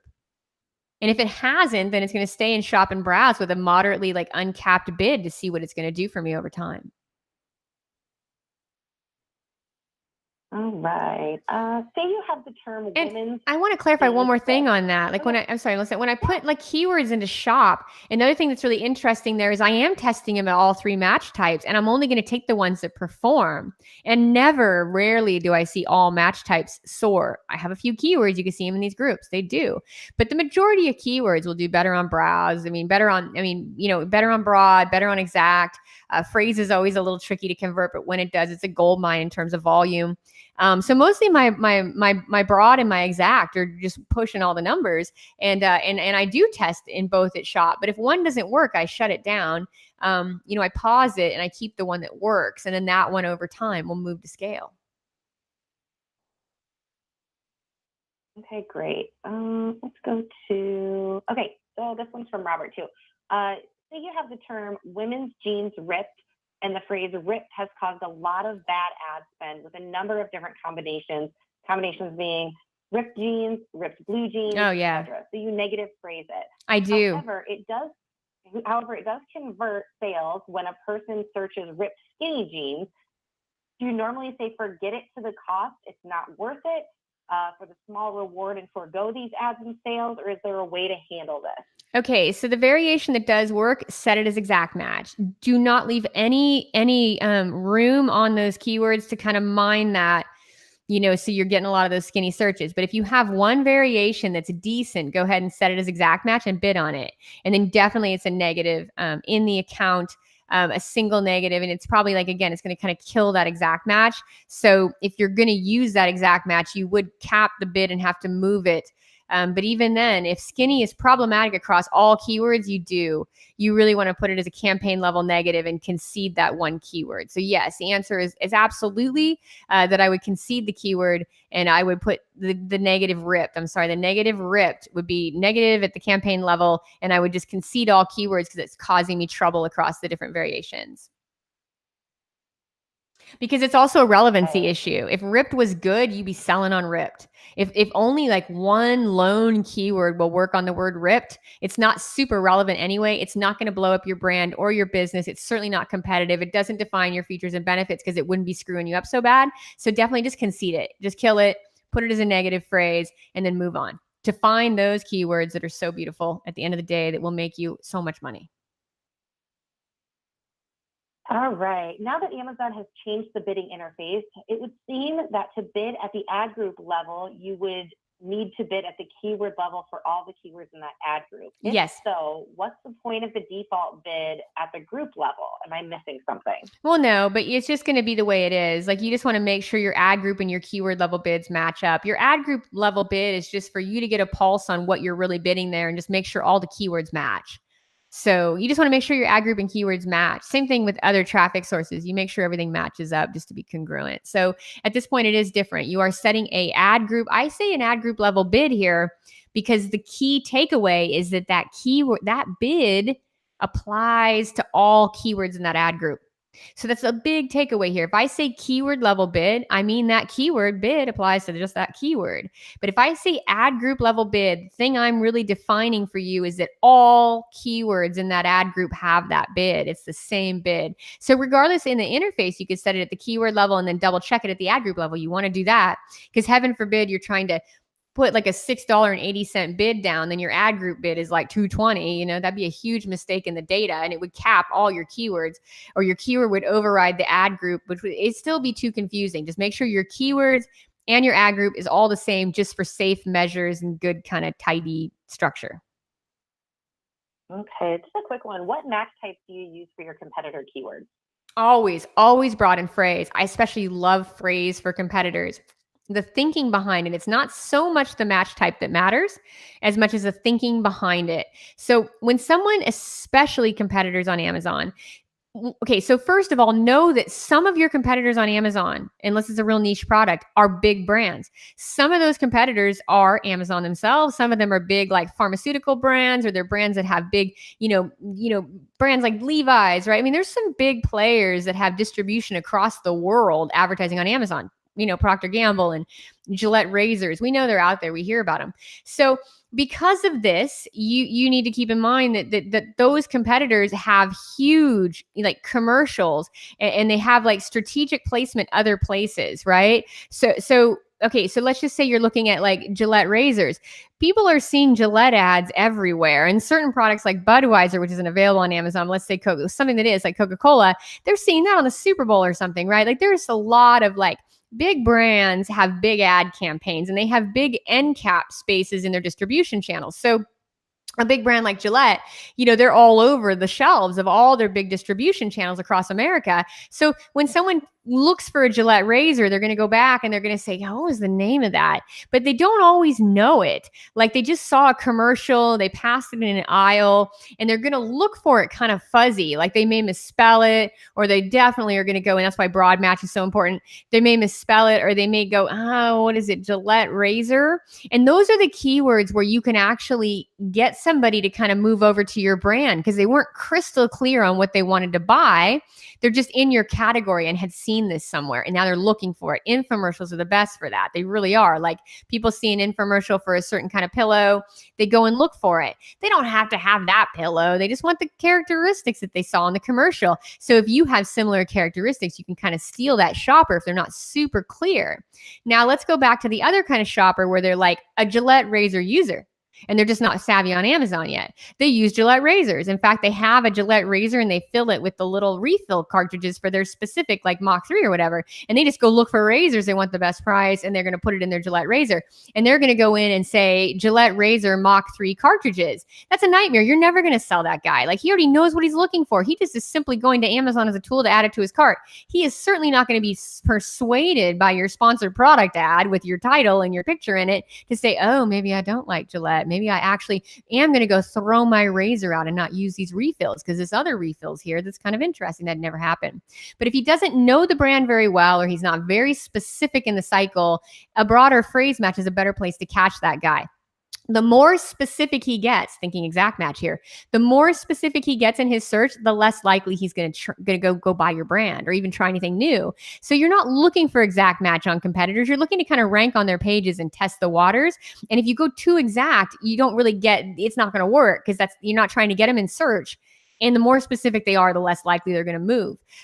So you are like looking at broad and phrase match, but it's really the thinking behind that. So like single keywords, broad match keywords, keywords. Another thing is, okay, let's go into this brand further. So you're thinking about Gillette as a competitor, and you're kind of saying, okay, but then Levi's is even a better example. So you're using Levi's as a competitor, but the main thing there is you're only selling jeans. So for that competitor keyword to work for you, you need to have the word jeans in the competitor search, because people looking for Levi's also buy jackets, and they also buy skirts, and they also buy other Levi's denim products. So just the word Levi's could be way too fuzzy for you. You need Levi's jeans, Levi's skinny, Levi's women's. You need the keywords that actually define not just the brand, but your product. So when it comes to competitors' keywords, you want to look at the ones that have the highest demand.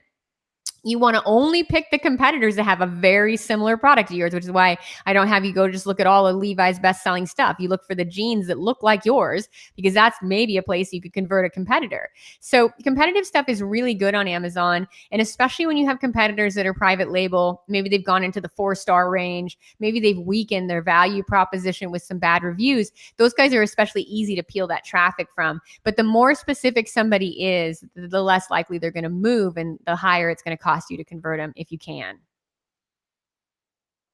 So phrase, if possible, broad for sure. No exact in competitors, and no single word competitors, unless that, say I'm going after beard oil and there's a brand called Honest Amish. Honest Amish only sells this beard product. And so I don't have to worry. It's like a balm. So it's like if I have a balm and it's Honest Amish, I'm okay on that seed keyword. But if it were like a different product, I would have to say Honest Amish balm or Honest Amish beard. I'd have to make sure I tag that competitor's brand name with an attributed product descriptor so I don't get traffic that's not targeted. All right. I think we're down to 3. We got 3 questions left, Sheree. Are you ready? We jammed 3 questions, 3 hours. It's like the magic number, 3 and 3. And here we go. And it's 3 minutes till I pass out. And yeah, that kind of thing. It totally is. Okay, so excuse me, setting budgets is done at the campaign level. We've discussed setting high budgets to attract the algorithm's attention, but wouldn't doing so keep you exposed on the buy ad group, which is focused on cutting costs? Wouldn't it make more sense to manage the budget at the ad group level? Well, you can't. You've already managed your budget at the ad group level because strategically, everything is working together to accomplish the same initiative, which you get as much sales history as humanly possible on the keywords that convert to sales. So the buy group is there to give you some sales history on the keywords that convert to sales. You're just capping the spend on those keywords. So no, your budget is for that product. Your budget is for how much you're going to spend every day to get sales on Amazon for your product. It is a campaign, right? It has one single objective, which is to convert sales for that product. So no, it all goes in the same campaign, and the campaign budget is uncapped because you're managing your costs at the keyword level. You're pausing stuff that doesn't work. You're scaling stuff that does, and you're capping your spend on the stuff that doesn't convert at a price that's profitable. But you're also not getting rid of that keyword because, as we know, when you kill keywords, you kill sales history. So having the keyword running in any capacity is better than not running at all if it has driven sales. If it doesn't drive sales, the faster you get it out of your campaigns, the more efficient they'll be. So yeah, no. You want to keep the budget at the campaign level, and you want to be thinking about all those groups working together to build your sales history, to build your new customer acquisition strategy, and to position your product on the keywords that matter most. All right. Do you have a formula or a guideline to calculate target ACoS for each ASIN? Target ACoS. Well, yeah, your target ACoS. It's in ACoS is a kind of a metric. It's your percentage of it's what percentage you can go and break even at. But the more important metric is your max CPA. I mean, your more important metric is how much can you spend to convert that traffic.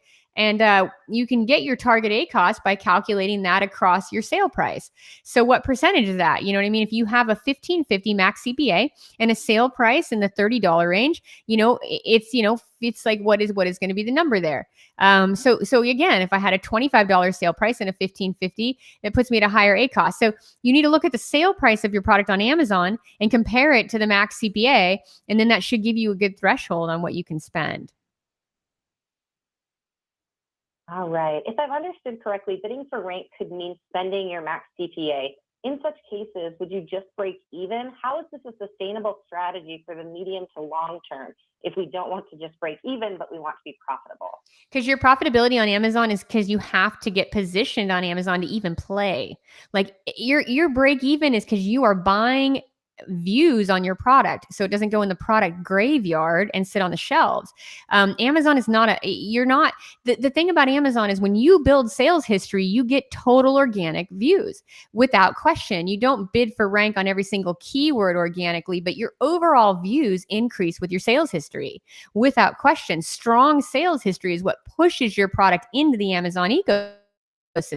It's a velocity thing, right? You're talking about flywheels. Amazon is a flywheel. So the only way to get into the game is to sell. Until your product sells, it's in the graveyard. And the longer it sits in the graveyard, the more likely it will stay there. Because remember the laws of physics.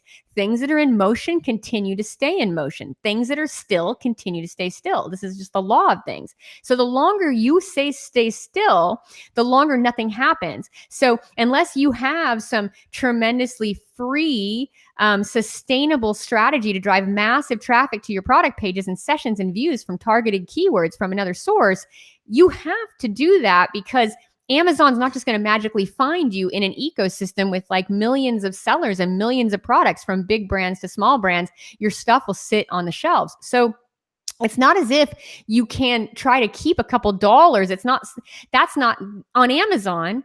Keeping a few dollars is certainly not sustainable. Now, taking markets on Amazon, that's sustainable. And you only have your market as long as you keep it free from competitors and you push them back, which I had done for years with my clients. I'm constantly, beating off competitors with a stick. Like literally, like, oh, you're here for some of my market. Oh, take that, right? I'm certainly not letting them come and take it from me. I've worked too hard to hold it. And more importantly, my clients and you have worked too hard to build that business. So here's where it's different. If you're over on something like Google, where it's all about CTRs and clicks, and that's what all the big publishers do, right? If you're on Google, you have to make a little money from your ads, Or you have a product that's like going to have a lifetime value. You have a product that has a lifetime value in the ecosystem. So you want to break even in the big picture, to buy customers so that your customers, you get a bigger customer base and more market share, and you hedge your bets against the competition. So breaking even on Amazon, though, is not like Google. With Google, you break even because you're buying customers for your business, because you're a business person. I mean, Jeff Bezos has bought customers for Amazon at a loss for 7 years. He could care less, because he knows it's a winning proposition. And look at him getting the payoff now. Bill Gates had the same strategy, right? They are buying their customers as fast as humanly possible, because they know in the end they own the market, and the market is far more valuable than a few dollars in their piggy bank. These are businessmen. They are playing the markets. They're playing the world of business. If you want to keep dollars in your piggy bank, that's a great time to go and try to kind of hedge how much money you're going to make. Maybe you trade time for money. Who knows what you do there? But if you're in business, you are working on market share. You are working on capturing customers to kind of build the health of your business. So you certainly don't want to run in there with your piggy bank in this acquisition strategy. You don't want to blow money and not be, not be a good steward of the cash flow. But at the same time, you need to break even, because every customer you acquire, if you have a good product and a good brand, builds it builds the foundation of a good business. It builds something sustainable and long view. And if you don't buy those customers, someone else does, because someone else is thinking about this as a business and they are coming in for the market. So the main thing with Amazon, though, that this is sustainably, it's not sustainable to lose money, not long term. It is sustainable to lose money if you can gain velocity and start to get more visibility on organic rank. And I mean, organic visibility, you see total sales increase, your dollars are paying off. Over on Google, when you buy Google AdWords, it doesn't impact your SEO. So in that strategy there, we're still breaking even on customer acquisition. I still don't know a player in the business world that doesn't break even on their customer acquisition strategy. They look at the maximum they can pay to acquire that customer, and they have the kind of business that will continue to monetize that customer. And they know that if they don't buy that customer, someone else will. So when you sit in the strategy room with a big brand, I don't care if it's 1-800-Flowers, if it's Target, if it's a guy that runs Grant Cardone's sales platform, if it's Tony Robbins, these are strategy rooms that I have sat in on. And I'm telling you, the guy walks in the room and his goal is, how many customers can I buy at break even? Because I want the market. I want my business, right? So even in other places, when you're buying advertising, it's an acquisition strategy. So now in Amazon, you get this extra juice, which means people come to Amazon, and now Amazon actually rewards your sales history. It actually uses your sales history to calculate what it will do with your product in the future.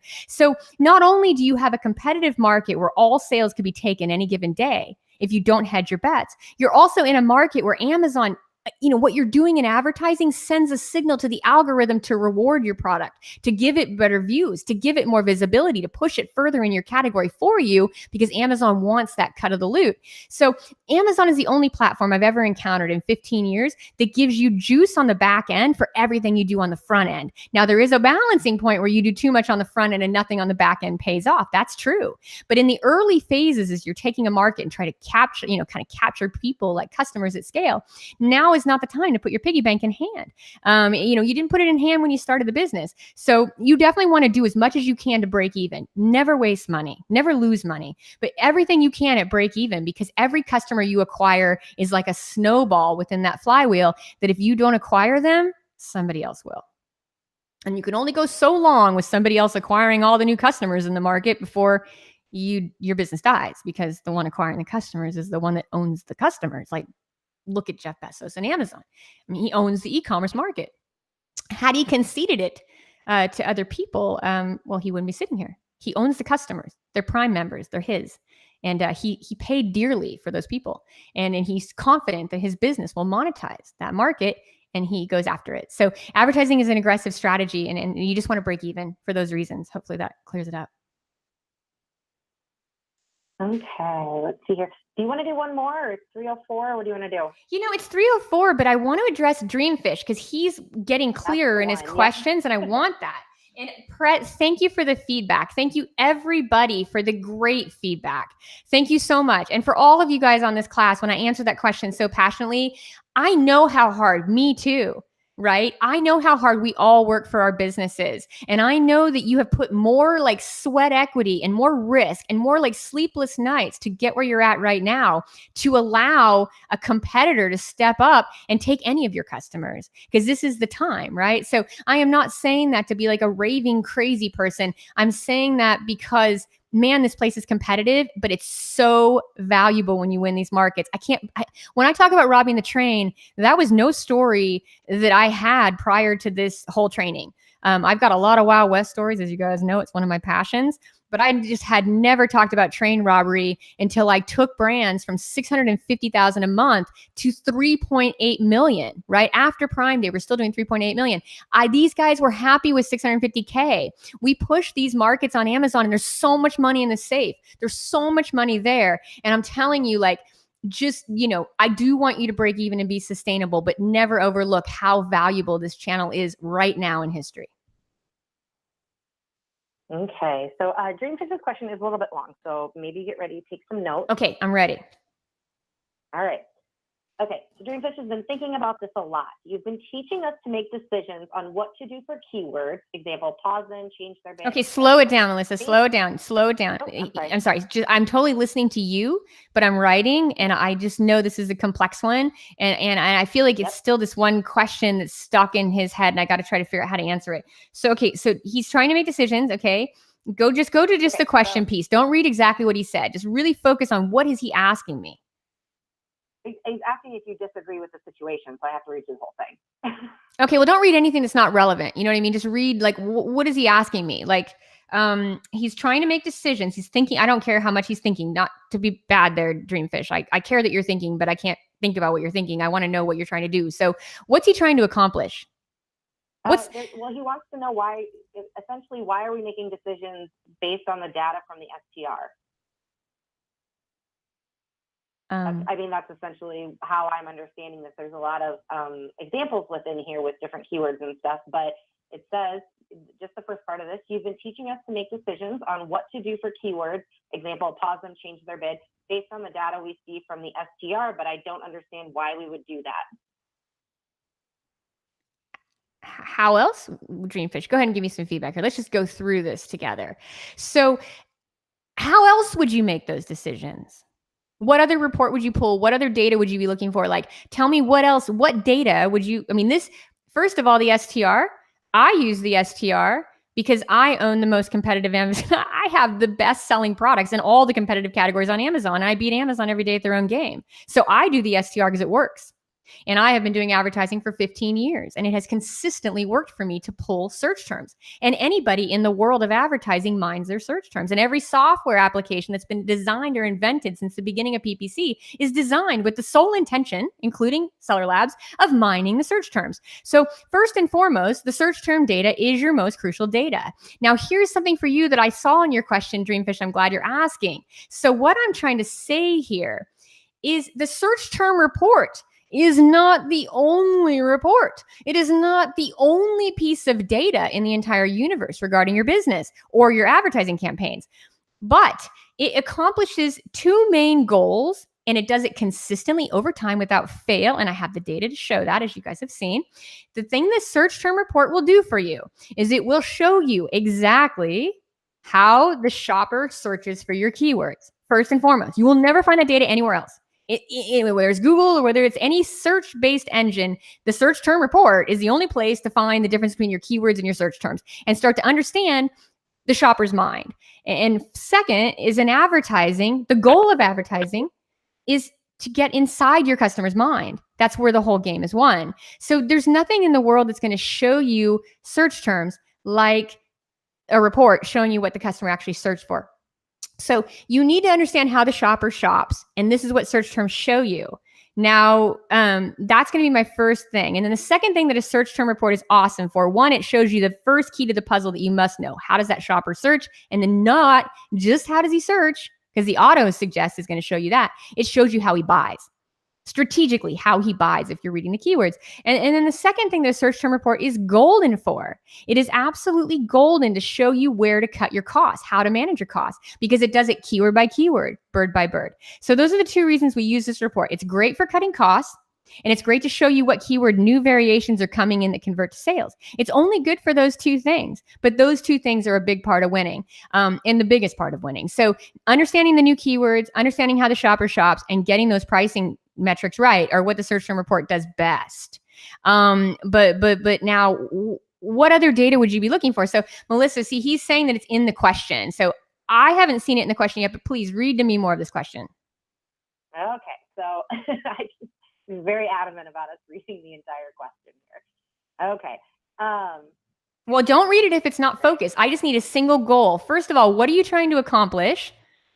And you got to stay focused on that, right? It seems to me like you're trying to get too much out of this report. Like it's just, here it is. Here's some new search terms. You have them. They work fantastic. They convert to sales. Use these. And then, oh my gosh, this thing is cost crazy over ACoS and it just doesn't work. Let's get rid of it. So in those simple forms, those are the only two things this report's going to do. It's going to show you what's losing money and what's making money. Ooh, my mic is doing that funny cutout thing. And I don't know why that's been the MIDI thing. So it's only going to show you those two things. If you're trying to get the search term report to like do much more than it's designed to do. It's designed to show you new keywords. It's designed to show you what's losing money. It's all that thing can do. It's, it's not a, it's not like a crystal ball or like, maybe your astrology horoscope or something magical like that. It's not magic. It just shows you what keywords are working. And then it just shows you, it's no unicorn. It's amazing. Like it just shows you what keywords are selling and it shows you where what you need to cut. And everything in between is a lot of feeling it around. So Melissa, try to get to the real question though, because I really want to answer it. Yeah, it's just, so I don't understand why we would ever want to judge a keyword based on the STR. I think a better idea would be to only use the STR in order to get search terms that are doing great and should be added as keywords in the scale group, and also maybe for negative phrase word ideas. But other than that, it seems that all of our other decisions should be based on what we see at the keyword level, but not in the STR. Do you agree with me or disagree? Why or why not? Yes. I mean, that's really kind of it, right? That is kind of it. So you're right. The STR is designed to do what I've explained for it to do. But then if you're managing your costs, boy, if you're just looking at the keyword level, when we know keywords are nothing, keywords are just a guess and search terms are what people actually use. So I think you want to make your cost decisions based on how that keyword is performing with that search term. So understand that you're not isolating the data. Like it's not like we're just looking at keywords here. We get the keyword related to the search term, and then we get the performance data related to both. So I would say a keyword on its own, it's not a lot of insight. You can go look at your keywords all day long, but what matters is how people actually search. And I guarantee people don't search the way the keyword is listed. So keywords are, if you want to do that though, Dreamfish, and you want to be going in there, and you want to be making these decisions in that way, and you want to make it at the keyword level without any context to the actual search term attached to it, you're right. The key goal of the search term report is to use it to get the keywords out and find the new variations. It's a mining tool. That's why I call it search term mining. That's why the name of the class is search term mining, and I call it search term mining because we're mining out the new keywords. Now, if you want to go and manage your keywords differently, which means you're going to be totally not aware of what search terms are driving. If you just want to look at keyword data, you do a bulk download. You can go grab a bulk download right now and look at just the keywords. You'll have no context on any of the search terms. You'll have no idea what search terms those keywords are bringing, no idea how the shopper's shopping. But if you just want to analyze your keywords and start determining how you're going to bid on those keywords, you could do it in the bulk download. But I would say that the data there is insufficient to make decisions. But the bulk download just lists all your keywords. And I mean, I don't know, Dreamfish. I have no idea. I mean, in terms of how long you've been doing advertising, and I have no idea what markets you own. I have no idea how many best-selling products you have. I don't know. You know what I mean? But my strategy works exceptionally well.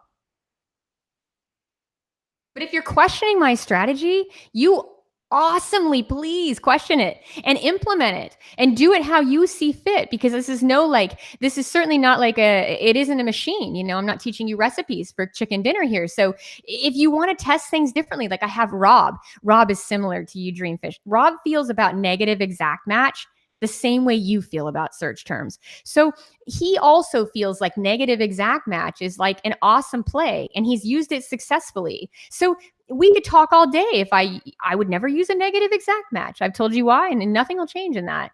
And I would never, ever use a keyword report to make my decisions. I would always, always have that keyword attributed to the search term and what all of that means before I would make a decision. But that's just me. But you don't have to understand my strategy. Okay, so here, Dreamfish, here's what it is. You get this strategy. Like, you understand, like, you're asking for a strategy that doesn't exist. And so if you have it, then for me, I think that if you have bestsellers already, then you should go ahead and mine the search terms out as you see fit and use those match types. And you should analyze your data in your own reports and use that data. So if you want to do a keyword-based bidding strategy, then you should go and pull it in the bulk download and do the same metrics. You still should base your keywords against your max CPA and how many clicks you convert. But you can do a really good separate setup there. You can go ahead and segment down the keywords, do it in the bulk download. They're already done for you, and go ahead and set the same metrics to it, right? Go ahead and set your same metrics. Just be sure you're using your max CPA. Be sure that you're using your click to sale ratio, and be sure that you're using your max CPC. And the next time you submit a question for clarity, you should say, hey, I disagree with your strategy. And then at that point, I'm not trying to answer your question. I'm saying, good, you should disagree and move on and go do as you see fit, because we're both adults, correct? So please be clear in your question next time and it'll get answered a lot faster. Anyway, do we have any more questions? No, we actually covered everything. So we did, let me look, because I love numbers, 66 questions today, which is awesome, awesome, awesome. So Dreamfish, on that, just implement the search terms. Really just implement those search terms, because you get it. You know what I mean? Like, do the stuff you get. Like, take the new search terms. That's gold. If you're not using single keyword ad groups to mine new search terms, regardless of where you're at in the game, it's a huge win. So I would just take these search terms honestly. And just so everybody on the call knows transparently, like, Dreamfish has been asking these long questions and we can't make sense of them. And now I have made sense of it. He disagrees with the strategy, very similar to Rob, who comes back to exact match all the time. And it's like, don't come back to it. Like, don't come back to it. Just disagree with it and move on, because your strategy might work better for you and your products. Remember, you have a totally different product than mine. So go do it. And be sure that you don't miss this, because you get it. Like, if you dig this and get it, be sure that you use those new search terms, and be sure that you use a lot of broad and phrase matches to get them very strategically in singles. If you take these single groups and you mine all the new search terms, that's the biggest win out of the class you could ever get. You're going to be mining hundreds of new keywords. And don't worry about bidding. I mean, bid at the keyword level. You can totally set again, another golden rule here would be download a bulk download where it's just keyword data, and go ahead and set these click to sale ratios, your max CPAs and your max CPCs, and bid there. Bid on the keywords. Don't look at their different variations that they bring in, and don't look at how many variations they bring in, and go ahead and cap those bids and bid accordingly. You may never get the strategy, because it sounds like you have your own strategy you're really happy with. You should take the pieces you do get, and you should continue with the stuff you do get, and grab it as what it is. But you totally get it.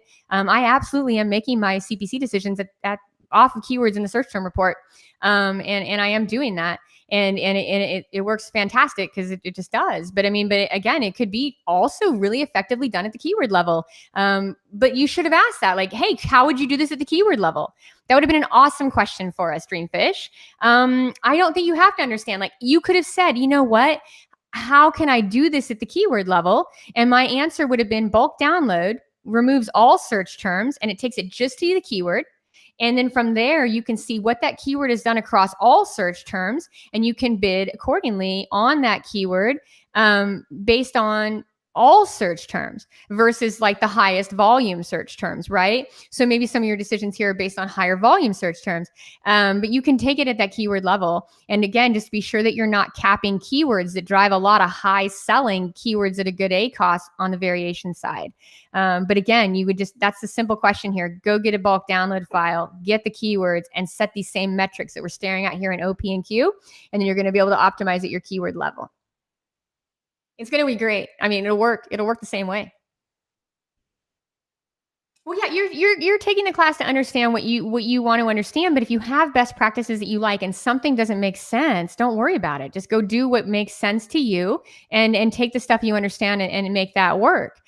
Because some things work really well for other people, and it's not conclusive like that. I had that conversation with Jeff Cohen recently, and just through email, just the fact that people want something conclusive, and that's great, but you don't need that. You should do the things that you see fit.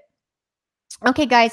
So this is going to be the end of this Q&A session. Thank you, everybody, for staying until the end of the marathon 3-hour Q&A. I think we have everything answered, and it's been a fantastic section. It's been amazing to connect with you guys every week. You're all mavericks, and you're really moving on into great places. You guys are doing fantastic work with your campaigns and fantastic work with grasping the strategies, and your questions get better every single week. And thank you so much for your positive feedback. And thank you so much, Dreamfish, for getting clear on that question. It really helped me a lot to understand what you were actually saying versus, was able to finally answer that. And everybody have an amazing weekend. We're at Thursday, and I will see you next week. Until next time.